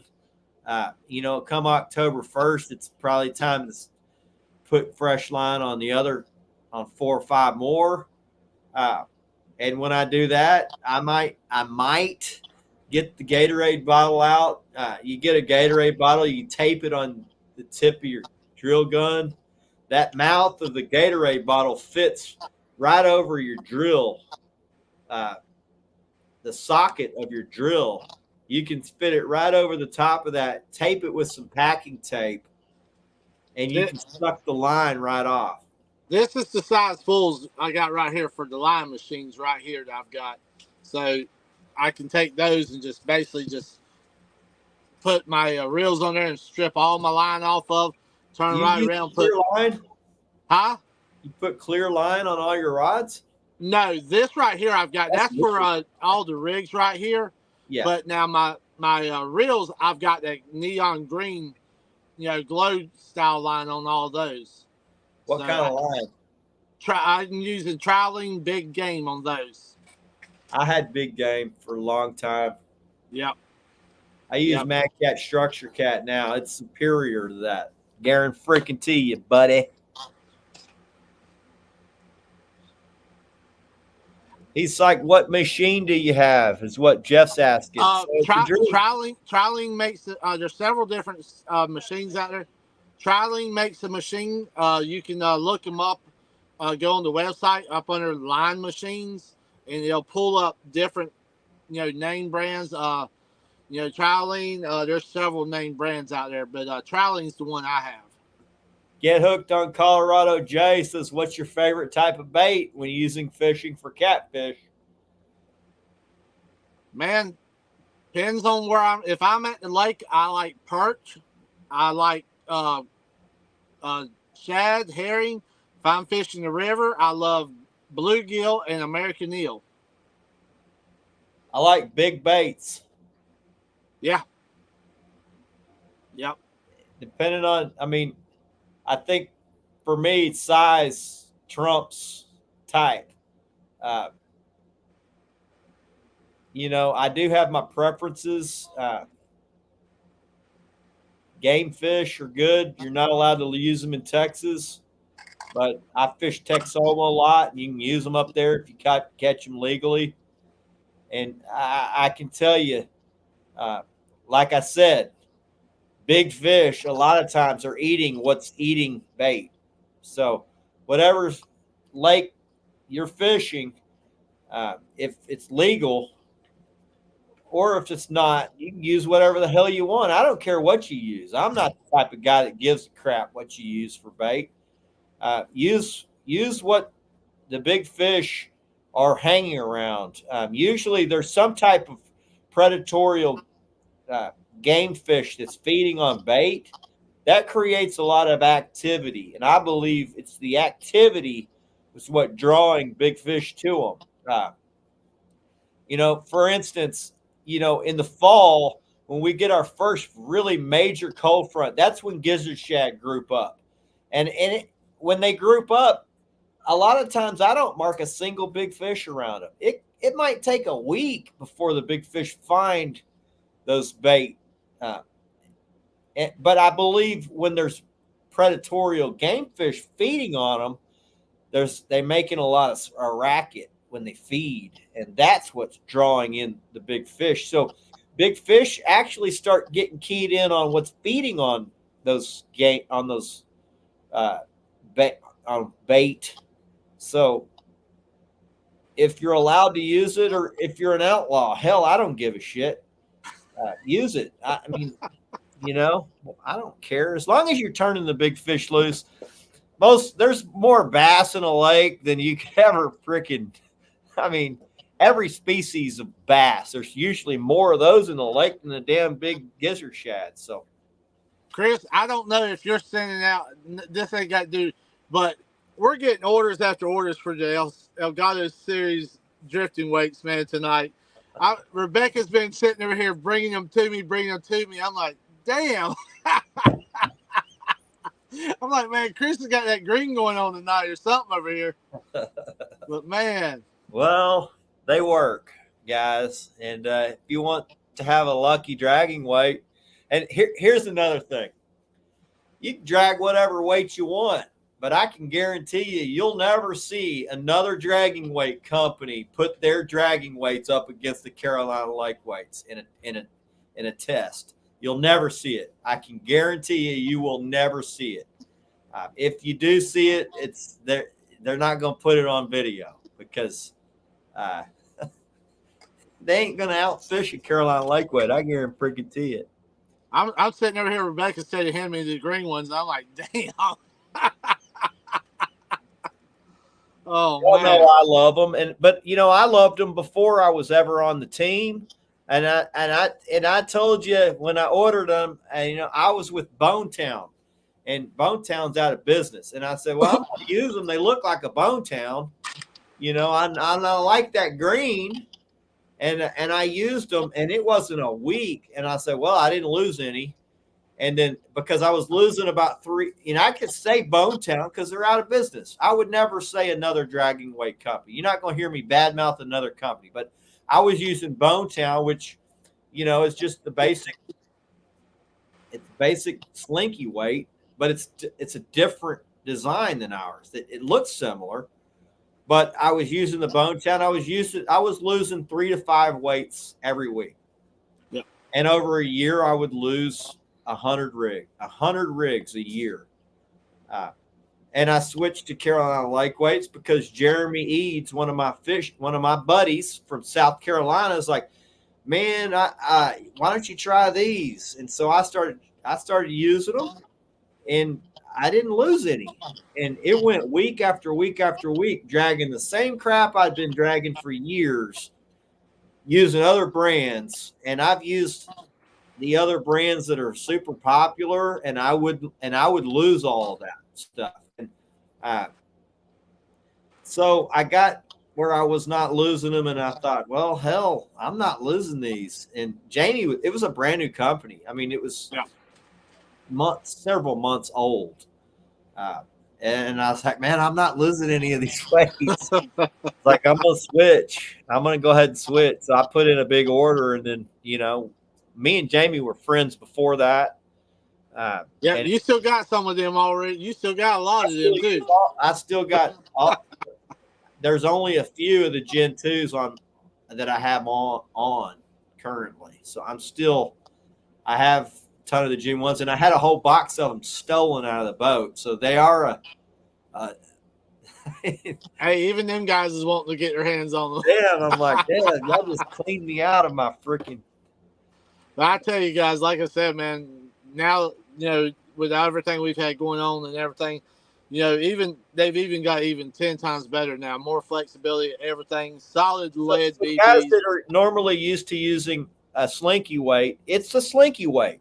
But the difference is, and I'm going to tell you guys what the secret sauce is, because They are different. They look similar, but when you get one and you inspect it, it's different. And what happens is most dragging weights, there's a spot on them where things get hung, and it's generally the rigid nose. It doesn't matter if you're using a stick weight or you're using a slinky weight or whatever style of weight. There's generally a flaw where you are getting hung up. And Jamie's the only dragging weight I've ever seen that tried to figure out how to not get hung up at that part of the connection, right there at the rigid nose. So when you go over a rock, there's a spot on that Carolina Lake weights that crushes, and it gets over stuff that everything else will not get over. Now, they will bury like every other one I've had, but every other one I had, when it buries, it's done. What happens with the Carolina Lake weight is it buries and comes on through. Now, none of them are 100% because, I mean, a lot of times you're getting hung on the hook, or it could be your snap, your connection at the snap where you're using, a sinker slide or a three-way swivel with a snap, and you'll lose them there. But as far as getting them hung on the actual weight, where a lot of guys were doing like breakaway weights, and Jamie at the beginning when he brought me on, he's like, should we do a breakaway weight? And I'm like, why? I'm not losing any of these freaking things. Why would you want this damn thing to break away? Well, we want to let everybody know. Stay tuned. We got a lot more stuff coming. We really do, guys, because we appreciate. Michael says heat shrink. Yes, there is a section of heat shrink, but it's not just heat shrinked on like you do at your house. When you see one, it's done in a professional manner, and the heat shrink is what is part of that little crush zone that helps it come through rocks. It helps it come through, like when you're dragging stump fields, because you go drag a stump field, and for instance, my buddy Jeff Martin, we were dragging a stump field one day. He's dragging right behind me, literally a little bit off to the side, but right behind me, about 7,500 yards behind me. I'm dragging. We caught so many giant fish, and we were hooting and hollering, and we were on a live stream. We broke the lake record twice that day, and Jeff comes up about 2 hours in. He's like, well, how are y'all doing? He's like, I hear you over here. I already know. I'm like, well, we got the lake record twice. And we got a couple 50s and like 440s. And he's like, man, we didn't catch one fish. We've been hung up the whole day. Man, and he was using a stick style weight. I'm not going to mention the name, but he was using that real popular stick weight. And he lost 12 rigs and had to go home. And he was like, how are you doing it? And I'm like, well, we were on the live stream. It's probably how I got on the team. I said, well, you might want to get you some of these Carolina Lake weights. And I threw him a pack of the Carolina Lake weights. That's one thing about it too, Chris, is, you were doing a lot of live streams, man, and people were actually watching this. And because we talked about the fence and stuff before, when you said, yep, getting ready to go over the fences. And I'm like, oh, man. We were on a tournament that day. Yeah. We were on the fence. And I was like, And we had 10 rods buried.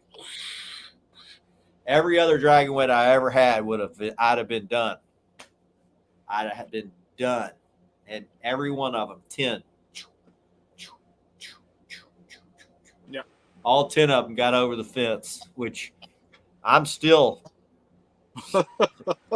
when I hit something like that, I still think, oh shit, it's time to reel up and go home. But they all come back. Now, like I said, not all, nothing's 100% because your hook, your hook, I believe your hook, a lot of times when it slingshots off of whatever it's snagged on, you're going to slingshot that hook into whatever structure you were hung on, and then the hook's hung. And there's Once the hook's hung, you're done.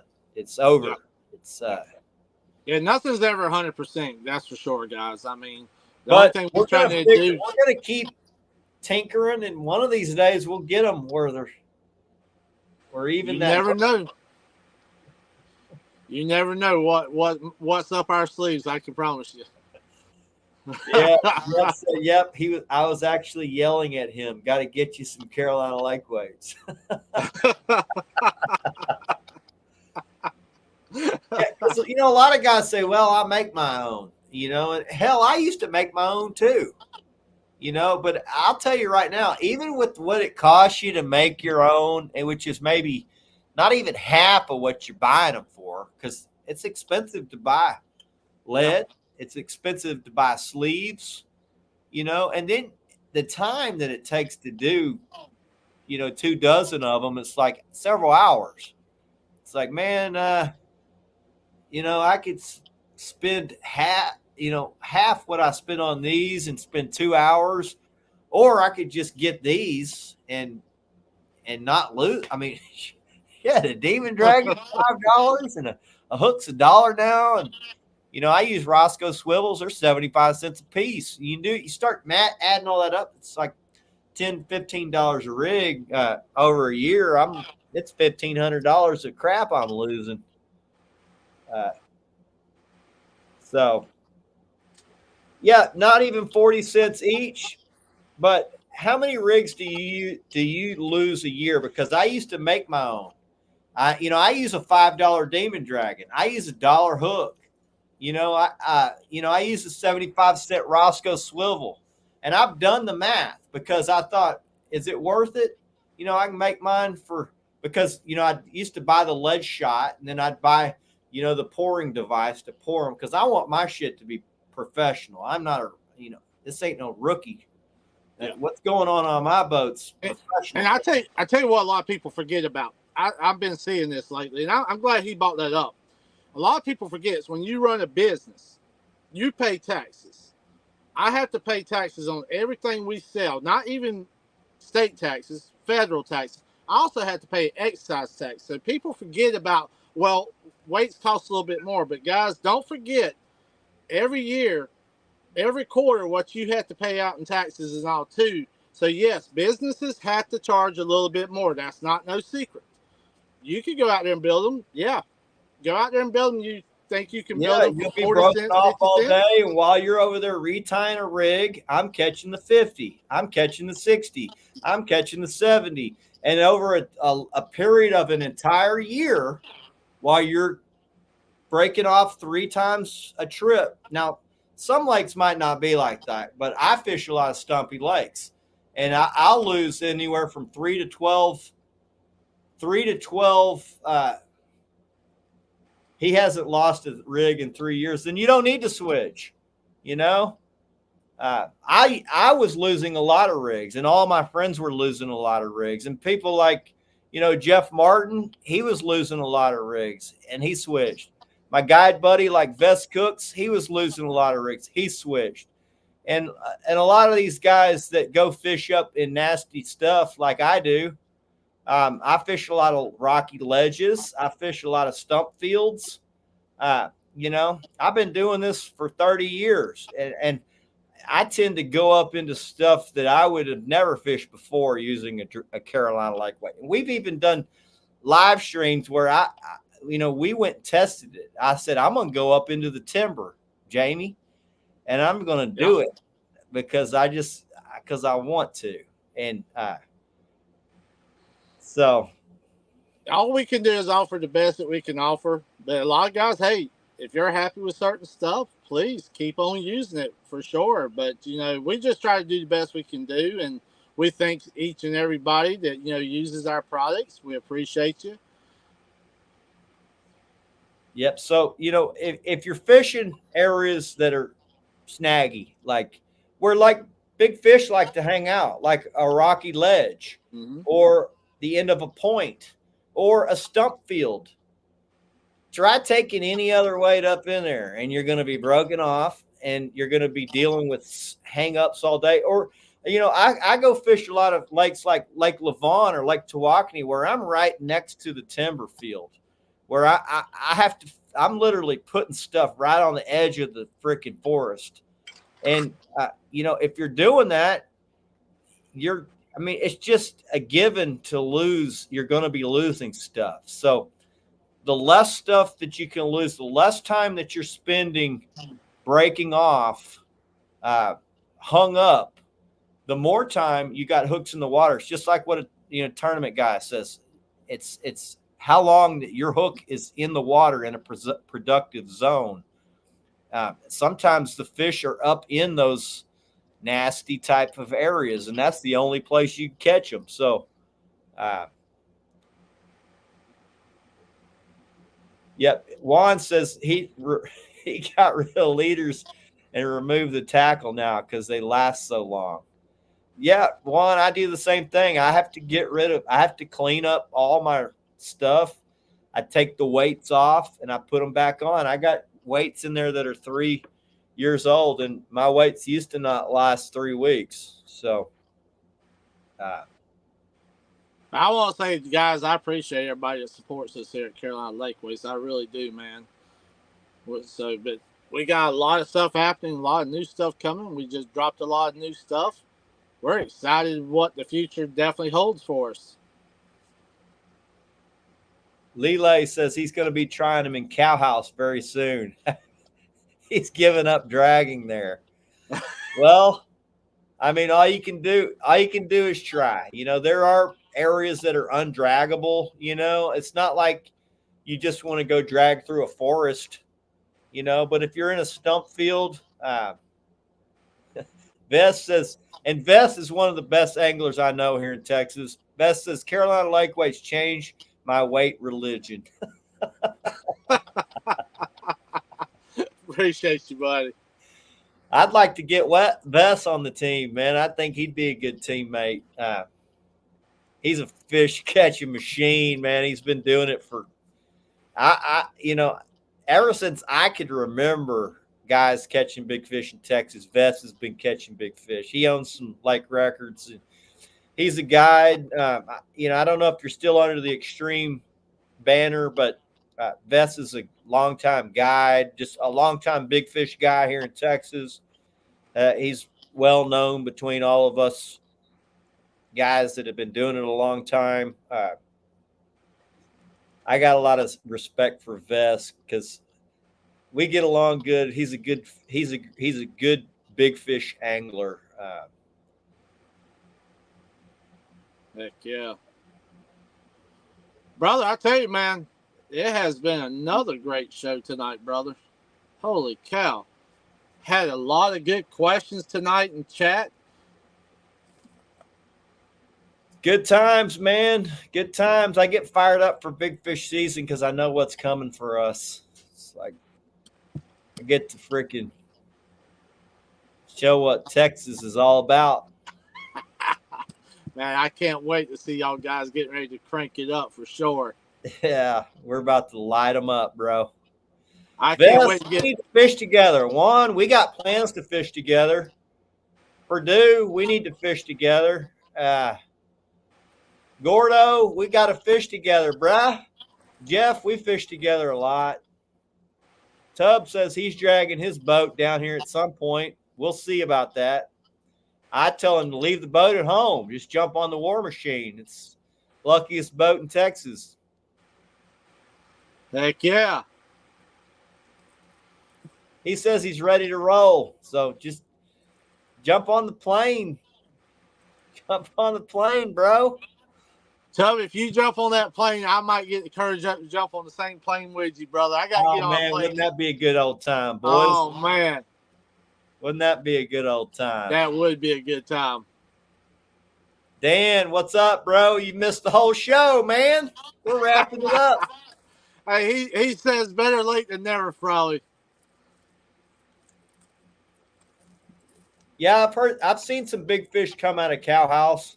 I don't know the lake, so I don't know what you're dealing with over there. Some of these lakes in Texas are they're too timbered to drag. It's just not a drag. It's just not, you're not able. But if you've got lanes cut, you can drag the lanes. You can put your stuff right up next to the timber lines, and you can get a little bit in the timber. But if you're dragging through a forest, I mean, no dragging weight's going to get you. I mean, the dragging weight might get you through. It's the hook. You're losing your. If you're in timber, a lot of times it's the hook. Now, I've pulled up enough balls of mono and all kinds of garbage that are hooked onto stumps that a lot of times you're getting hung on balls of mono. If there's timber that has like arms and stuff on it, your hooks get hung on all that stuff. So if you're in that kind of stuff, like I said, shorten your hook, put it right up against your float or your rattle. That'll help you get some of that stuff back. Don't have a big long line out if you're dragging behind when you're going through that stuff. You almost need to be suspended so that when you go over stuff, it goes over and drops rather than a long line. It goes over and then the hook gets hung. There are some ways to help get through some of that stuff. So losing rigs and trees is just part of the game. If you're a big fish angler, sometimes the fish are in the trees and you either got to anchor it or you drag the edge of it and hope you can get one that's on the edge. I typically would prefer to drag the edge of it and hope to get some right on the edge. But if I got to anchor it, I will anchor it. I know Vess is old school anchor guy like me, but over the years, I've gotten where I just prefer to drag, man. I just don't like dropping anchors. It's just a beating. Especially if it's in deeper than 20 feet, I don't want to freaking mess with anchors, man. I just want to drag. And I can tell you right now, guys used to tell me, you need to go anchor. And then the same day they're anchoring, I outfish them dragging. So, you can do well dragging on days that guys are doing well on anchor and timber. It's just got mama and himself a monster, Dan said. That's awesome, bro. Camp out in Texoma in October. Well, that's a great time to camp. October is a good time. Texoma turns on. So if you're going to have your boat up there, make sure you hit me up. I'll try to come out there and fish, and y'all can come fish next to me. That says he only anchors when them talons reach bottom. I don't have talons, so I'm still using mud sticks and freaking dropping Texas box anchors. And Vess, I know the Texas box anchors ain't fun to pull, bro.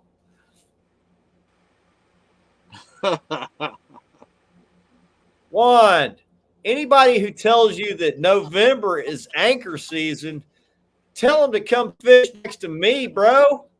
They ain't gonna. I will outfish every anchor fisherman in the state come November. It won't even be close. It won't even be close.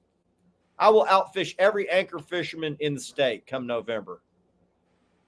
Now, unless you're on a fully timbered lake where you are forced to anchor, ask my boy Vess. I mean, come November, man, I will light these anchor fishermen up. Now, they used to say anchoring's the only way.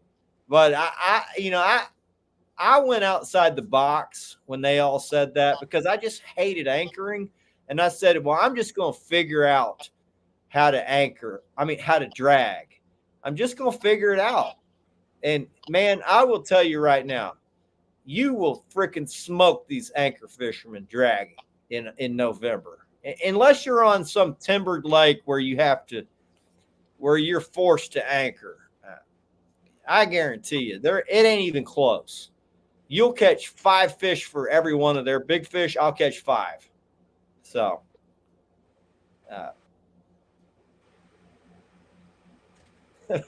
Dwayne says, "What is an anchor?" He's been drifting for 20 years. So,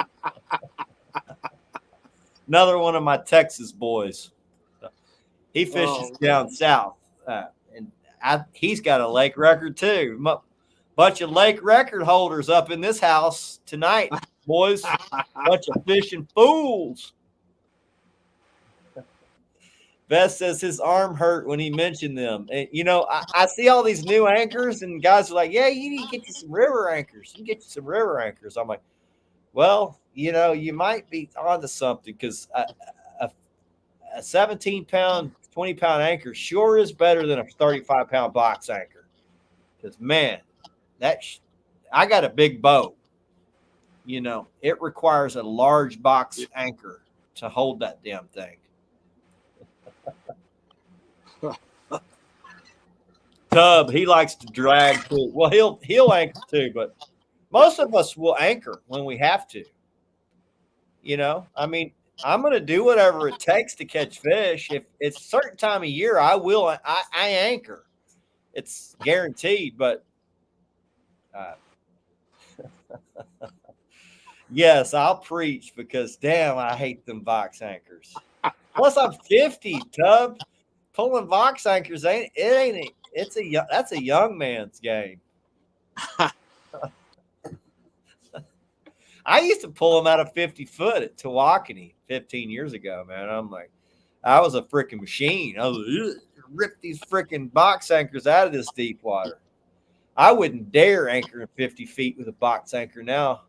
My back would be blown out for 2 weeks. I'll be cutting some line. Oh, man. I like to Good talk times. shit, so it's all good, boys. Good times, brother. We're getting them all fired up tonight, Chris.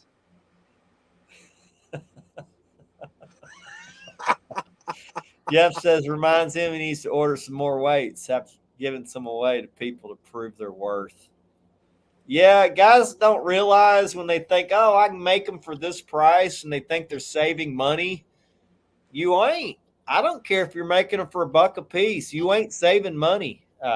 They really are that good. They really are that good. And the only reason I got on with Carolina Lake Weights is because of how good they worked for me. Tub can build an electric winch. I can't build an electric winch. Tub can build an electric winch because he's a freaking wizard. I think Tub can build anything. That man can build anything, brother. Leland said he lost a box anchor last month. Well, lucky you. Go drag. Well, I guess you're in Cowhouse. You can't. Yeah. You can't drag that lake. Sometimes I guess that's a pretty timbered lake.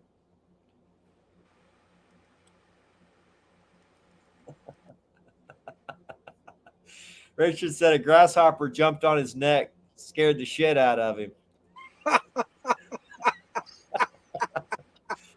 Talking about bait, LOL. Oh, man. Appreciate you. Man, I'm having fun. Jamie, it's been a good show, man. Oh, man, Towards the end, we always like to talk some smack, but, in a fun way. Oh, yeah, man. It's not bad-mouthing anybody. No, it's a lot of fun, man. Having a good time. Getting cranked up for the season, man. Getting that vibe going, ready to go. Us lake guys down south, it's painful watching these river boys light them up right now. It's like, but my buddies are like, Chris, you get to make them feel bad pretty soon because it's about the coin's about to flip. And I'm like, yeah, just this time of year, it's just really brutal for me. Yeah, it's been, I'm going to tell you, man, I've seen some nice fish being caught, man. And congratulations to everybody catching some nice fish. like when we started this company, we knew it was going to get to a point where the fishing was going to cut back a lot, and it's well worth it. Watching everybody catch some nice PBs out there, man. Like I said, I like seeing my friends do well. I like seeing people do good. I'm not one of those guys that gets upset really from seeing people do good. I like it. Love to supporting each other for sure, man. Love it. But don't forget, we will get a chance. We're going to get back out there and start getting a little bit of fishing done. That's for sure. But yeah, guys, I do want to catch big fish. I mean, don't get me wrong. I like seeing my friends do well, but I'm ready for my turn. Put me in. Put me in. I'm ready. I just want to say congratulations to everybody, man. On everybody, like I said, been catching a lot of PBs, some big fish being caught. That's awesome, guys. We enjoy it, and I just want to say good deal to everybody. But and I just want to say also appreciate everybody, all the support, all the love for Carolina Lake Weights, myself, Rebecca, everybody on the team, that puts in countless hours supporting us. We really appreciate you guys. We really do. I want to say thanks to all the guys that are in here. Gordon David Phillips, you got to get on the boat soon, bro. Let's go catch some fish. Kermit the Prince, hooked on Kermit. Got to get you on the boat, man. I like to take guys that are friendly. I like to get people on the boat that have good vibes. Tubbs been good to me. I know he's freaking way up on the East Coast, but I got a feeling we'll get to fish together at some point. Ricky, we're in Texas, but guys don't realize Texas is as big as it's a country in itself, and the distance that Ricky lives from me is it's probably 11 hours away. And I want to say congratulations to Ricky and his family and his wife and all on a nice fish this week on the man, they got some flatheads, got some gator gar. Yep. So congratulations to them down there on that PB down there. That was awesome to see, man, on that Jesse James Outlaw rig for sure. Ricky, we're gonna have to get Celine, your wife. I'll call her your wife. We're gonna have to get your wife on the team. So, Selena Garza, the freaking catfishing machine. There's not a whole lot of women that can catch fish like that. Air pump? No, but I can come help you in a minute. But man, I tell you, it's been another excellent show, brother. It really has. I've enjoyed it a lot. Best is you can drive 16 hours and still be in Texas. That's true, man. And we're in North Texas, so to drive to South Texas, you're basically, man, it's crazy how far you got to drive. We're blessed to be in a good area for fishing, so I don't really leave North/East Texas a whole lot to fish unless I go to the coast. But we do appreciate everybody stopping in, spending some time with us. Drive west from where Chris and I live, DFW, and you are halfway to California before getting out of Texas. That's true. That's true. Yeah, it's long. Texas is massive. Yeah.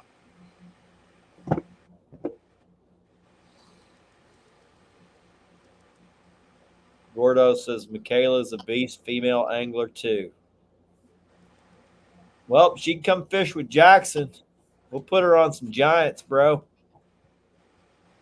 Starting in October, we don't have bad trips. I won't say that. Occasionally, we'll have a bad trip. We had a bad trip in February. I went and fished a big front that hit up at Texoma, and I thought, well, I could either sit at home, which I probably should have done, or I can just go fish this front. And, we got a 20, which, I can tell you right now for February fishing, that's freaking terrible. It's the worst trip I've had in 5 years in February. It was brutal. And I think Vest might have gone up there too and fished, but he got a 40 fishing the same area I fished. I was on giant fish. I was around 100-pound fish. I just didn't catch them. I mean, a front was hitting that day. It was raining, north, big 30-mile-an-hour front hitting, and we ended up catching like 4 fish that day. So Ricky says he's planning a trip to DFW around October for a game. Message me, Ricky. We'll go fishing, bro. We'll go October. We're going to be up at Texoma. So if you're coming for a game, I would imagine you're coming for a Cowboys game at Texas Stadium, it's Cowboys Stadium, which is in Arlington. I'm about 20 minutes from Arlington, and then Texoma, which is the lake I usually fish in October, is about an hour north. So y'all can all jump on. Bring Cat Girl, bring your wife. We'll get all of y'all on the boat. We'll go see what kind of damage we can do up at Texoma. It's about an hour drive. Y'all can drive to my house. We'll all jump in my truck, and I'll drag the boat up there, and we'll go see what we can do. So, yeah, I saw your cabin, Tub. That's gonna be nice. That's gonna be so nice when these fronts are blowing through. Yeah. I always dream of that on my boat. I'm like, man, I wish I could have a heater. Like, I put a heater on, but usually when you need a heater, it's also windy, and heaters and wind don't really work on a boat. And I've actually melted some crap on my boat. So yeah, Tub's got a heck of a boat, man. He really does. He's an excellent fabricator too. So I wish he had my boat for about a week. I believe he could do some miracles for it. I want to get my rims lime green. So I know Tub could do it, but I'm just gonna buy some, get it done. So. I got to make this boat last me another probably 5 years, and then I'm gonna get one more boat. Yep. I'll be done because the damn boat costs as much as a house. Costs as much as this house I got now. A new boat costs as much as a damn house. It does, man. It does. All right. Well, guys, appreciate everybody coming in, spending some time with us. I had a great time. I've loved it. I've loved it, man. I appreciate everybody out there, guys. We really do, man. We really appreciate all the love and support. Hopefully we helped some guys figure some stuff out. If we didn't, maybe you enjoyed hanging out with us and shooting the breeze. So we'll be back next week. Jamie, you got any ideas on what next week's show we can do? Never know, guys. Stay tuned. Maybe pull a guest. Maybe I can find it. We hadn't had a guest in a while. Maybe I'll go hunt a guest down and Fish God 903. Woohoo. Thanks, fellas. Appreciate you stopping in. Appreciate all you guys, man. Y'all have become family to us. I want to say thank you, everybody that spends some time with us every week. We're not a super popular channel, but we are. We do have a really good group of guys that seem to want to be part of what we're doing. So we love doing it. Makes it we work. Really. That's it. We really enjoy what we do. So we look forward to every Wednesday night, guys. We really do. Jamie, anything you want to promote right before we leave, bro? Guys, I just want to say for myself, Rebecca, thank you for really the all lead dragging weights, man. Like I said, it's been going crazy. All the lead BBs is made right here in house. We got some new items that we just dropped this week. Like I said, we just got in the EVA 3-inch peg floats right here, guys. We just dropped those, I believe, Saturday night or Sunday. We just dropped the brand new Carolina Lake Shaker rigs. and we got a lot more coming up down the pipeline here real soon. So, guys, I don't drop a code very often. That's not how I promote. I told Jamie I won't give my code out. I don't care about trying to get Jamie to see that I'm selling weights because I already know my worth. But if you guys want a code, I'll drop my code tonight. It's Elgato10. You can get you some Carolina Lake weights. Everything on the website get you 10% off with Elgato10. I don't drop that code very often. I don't drop any of my codes very often. I feel like, I promote through my fishing. I don't want to be a real like salesman type angler like a lot of these guys do.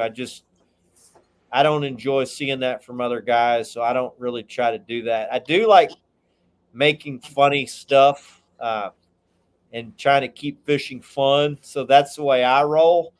But if y'all guys want to save some money at Carolina Lake Weights tonight, I give my code out, Elgato10. It'll save you 10%, at least a little something. Really, what's going to save you money is just using the damn Carolina Lake weight. That's going to save you more. I've said since the day one, since I started using them, these damn things have saved me more money dragging than any other thing I've used. You can use a lot of different products, but these actually will save you money by buying them. So appreciate everybody for stopping in, showing us some love. Anybody who wants to come fishing on the War Machine, you just let me know. Our time's coming in October. Jamie? Chris, real quick, got a question. How's the raffles doing for the wheelchair boat? How's everything? We got $8,300 raised. $8,400 raised. We hit our goal of 8. I didn't think we would. I put a goal of 8. Let me reword that. Rich said he needed $8,000 for the vet boat. I said, well, we can probably raise 3 or 4. We hit 8. We went over 8. We got 8,400, I think, right now. So we smashed that. Thank you, everybody who's helped, who's donated. Everybody in here has gotten in on all these. Couldn't have done it without all of y'all. It's been a lot of work, but it's worth it. It's really rewarding to be able to give back to something greater than myself. I'm honored to be a part of not just Carolina Lake Weights. I'm honored to be a part of Operation Vets with Nets. It's a great organization, great bunch of guys. We're all different from each other, so it's a hodgepodge of characters over there, but it's a bunch of really good dudes. So I'm honored to be a part of it. I'm glad that we were able to help. Jamie, appreciate you being part of it, helping me do all this. Anytime, donating, being a part of the raffle. Gordon David Phillips, Eagle Eyes Tienda, Leland, appreciate all you guys that have gotten in on all these. Kermit, you're a winner. You won. Just going through the guys that have been in here tonight. A lot of guys have donated. They've been a part of it, helped us raise money for the wheelchair boat. If you haven't and you want to go over, you can go over to operationvetswithnets.org. You can donate your time as a captain, take veterans out for real therapy. It's basically therapy for veterans through catfishing. Yeah. You can donate money, and we've also got a new program for guys that just want to help. That just maybe not able to take people out on their boat, but maybe they want to help in another way by spreading the word, by going to to the VAs and passing out flyers and information, trying to recruit veterans to come fishing, because really we got a lot of captains. We need people that can recruit veterans to get on the boat. we need more missions. So Definitely need more boots on the ground to help spread the word about Operation Vets with Nets and everything that's going on over there. Definitely need more people talking to help spread that word. We need guys that can man boost during these events that Operation Vets with Nets puts on. We need people that can go hand out information, just spread the word. So it's not a full-time deal, and guys don't expect you to go work constantly, but every little bit counts. So if you feel like you want to give back, you want to get in on some of that, it's a great cause. And you'd be surprised at how good it makes you feel when you go help somebody and you get nothing in return. So, and I will tell you guys, that will definitely put a smile on your face. And like Chris said, man, it definitely goes a long ways to our veterans, showing them guys that we haven't forgot about them. We love them as brothers. Hey, we love them as guys, sisters. I'm not a veteran. Jamie's not a veteran. Nope. We donate a lot of our time and money and effort towards this. You don't have to be a veteran. You could just be somebody who just is appreciative for what these guys have sacrificed and what they've gone through to provide us with what we love, our everyday freedom and just our quality of life that we live every day. You owe a lot to these guys. So they're the reasons why we can sleep at night and don't have to worry about nothing. That's for sure. That's right. And not only that, if you want to find some type of brotherhood, this is a good place to find some. There's going to be all different types of people. You'll find there's veterans, there's regular dudes like me and Jamie that just enjoy helping people. So come join the family. OperationVetsWithNets.org. If you got any questions, feel free to contact me. I can put you in contact with other people. I can walk you through any of the process that you need. I think it's a great cause. So I'm honored to be a part of it. That's it. Guys, yeehaw, baby. Appreciate everybody spending some time with us. Tight lines. God bless. Azul out. Later, everybody.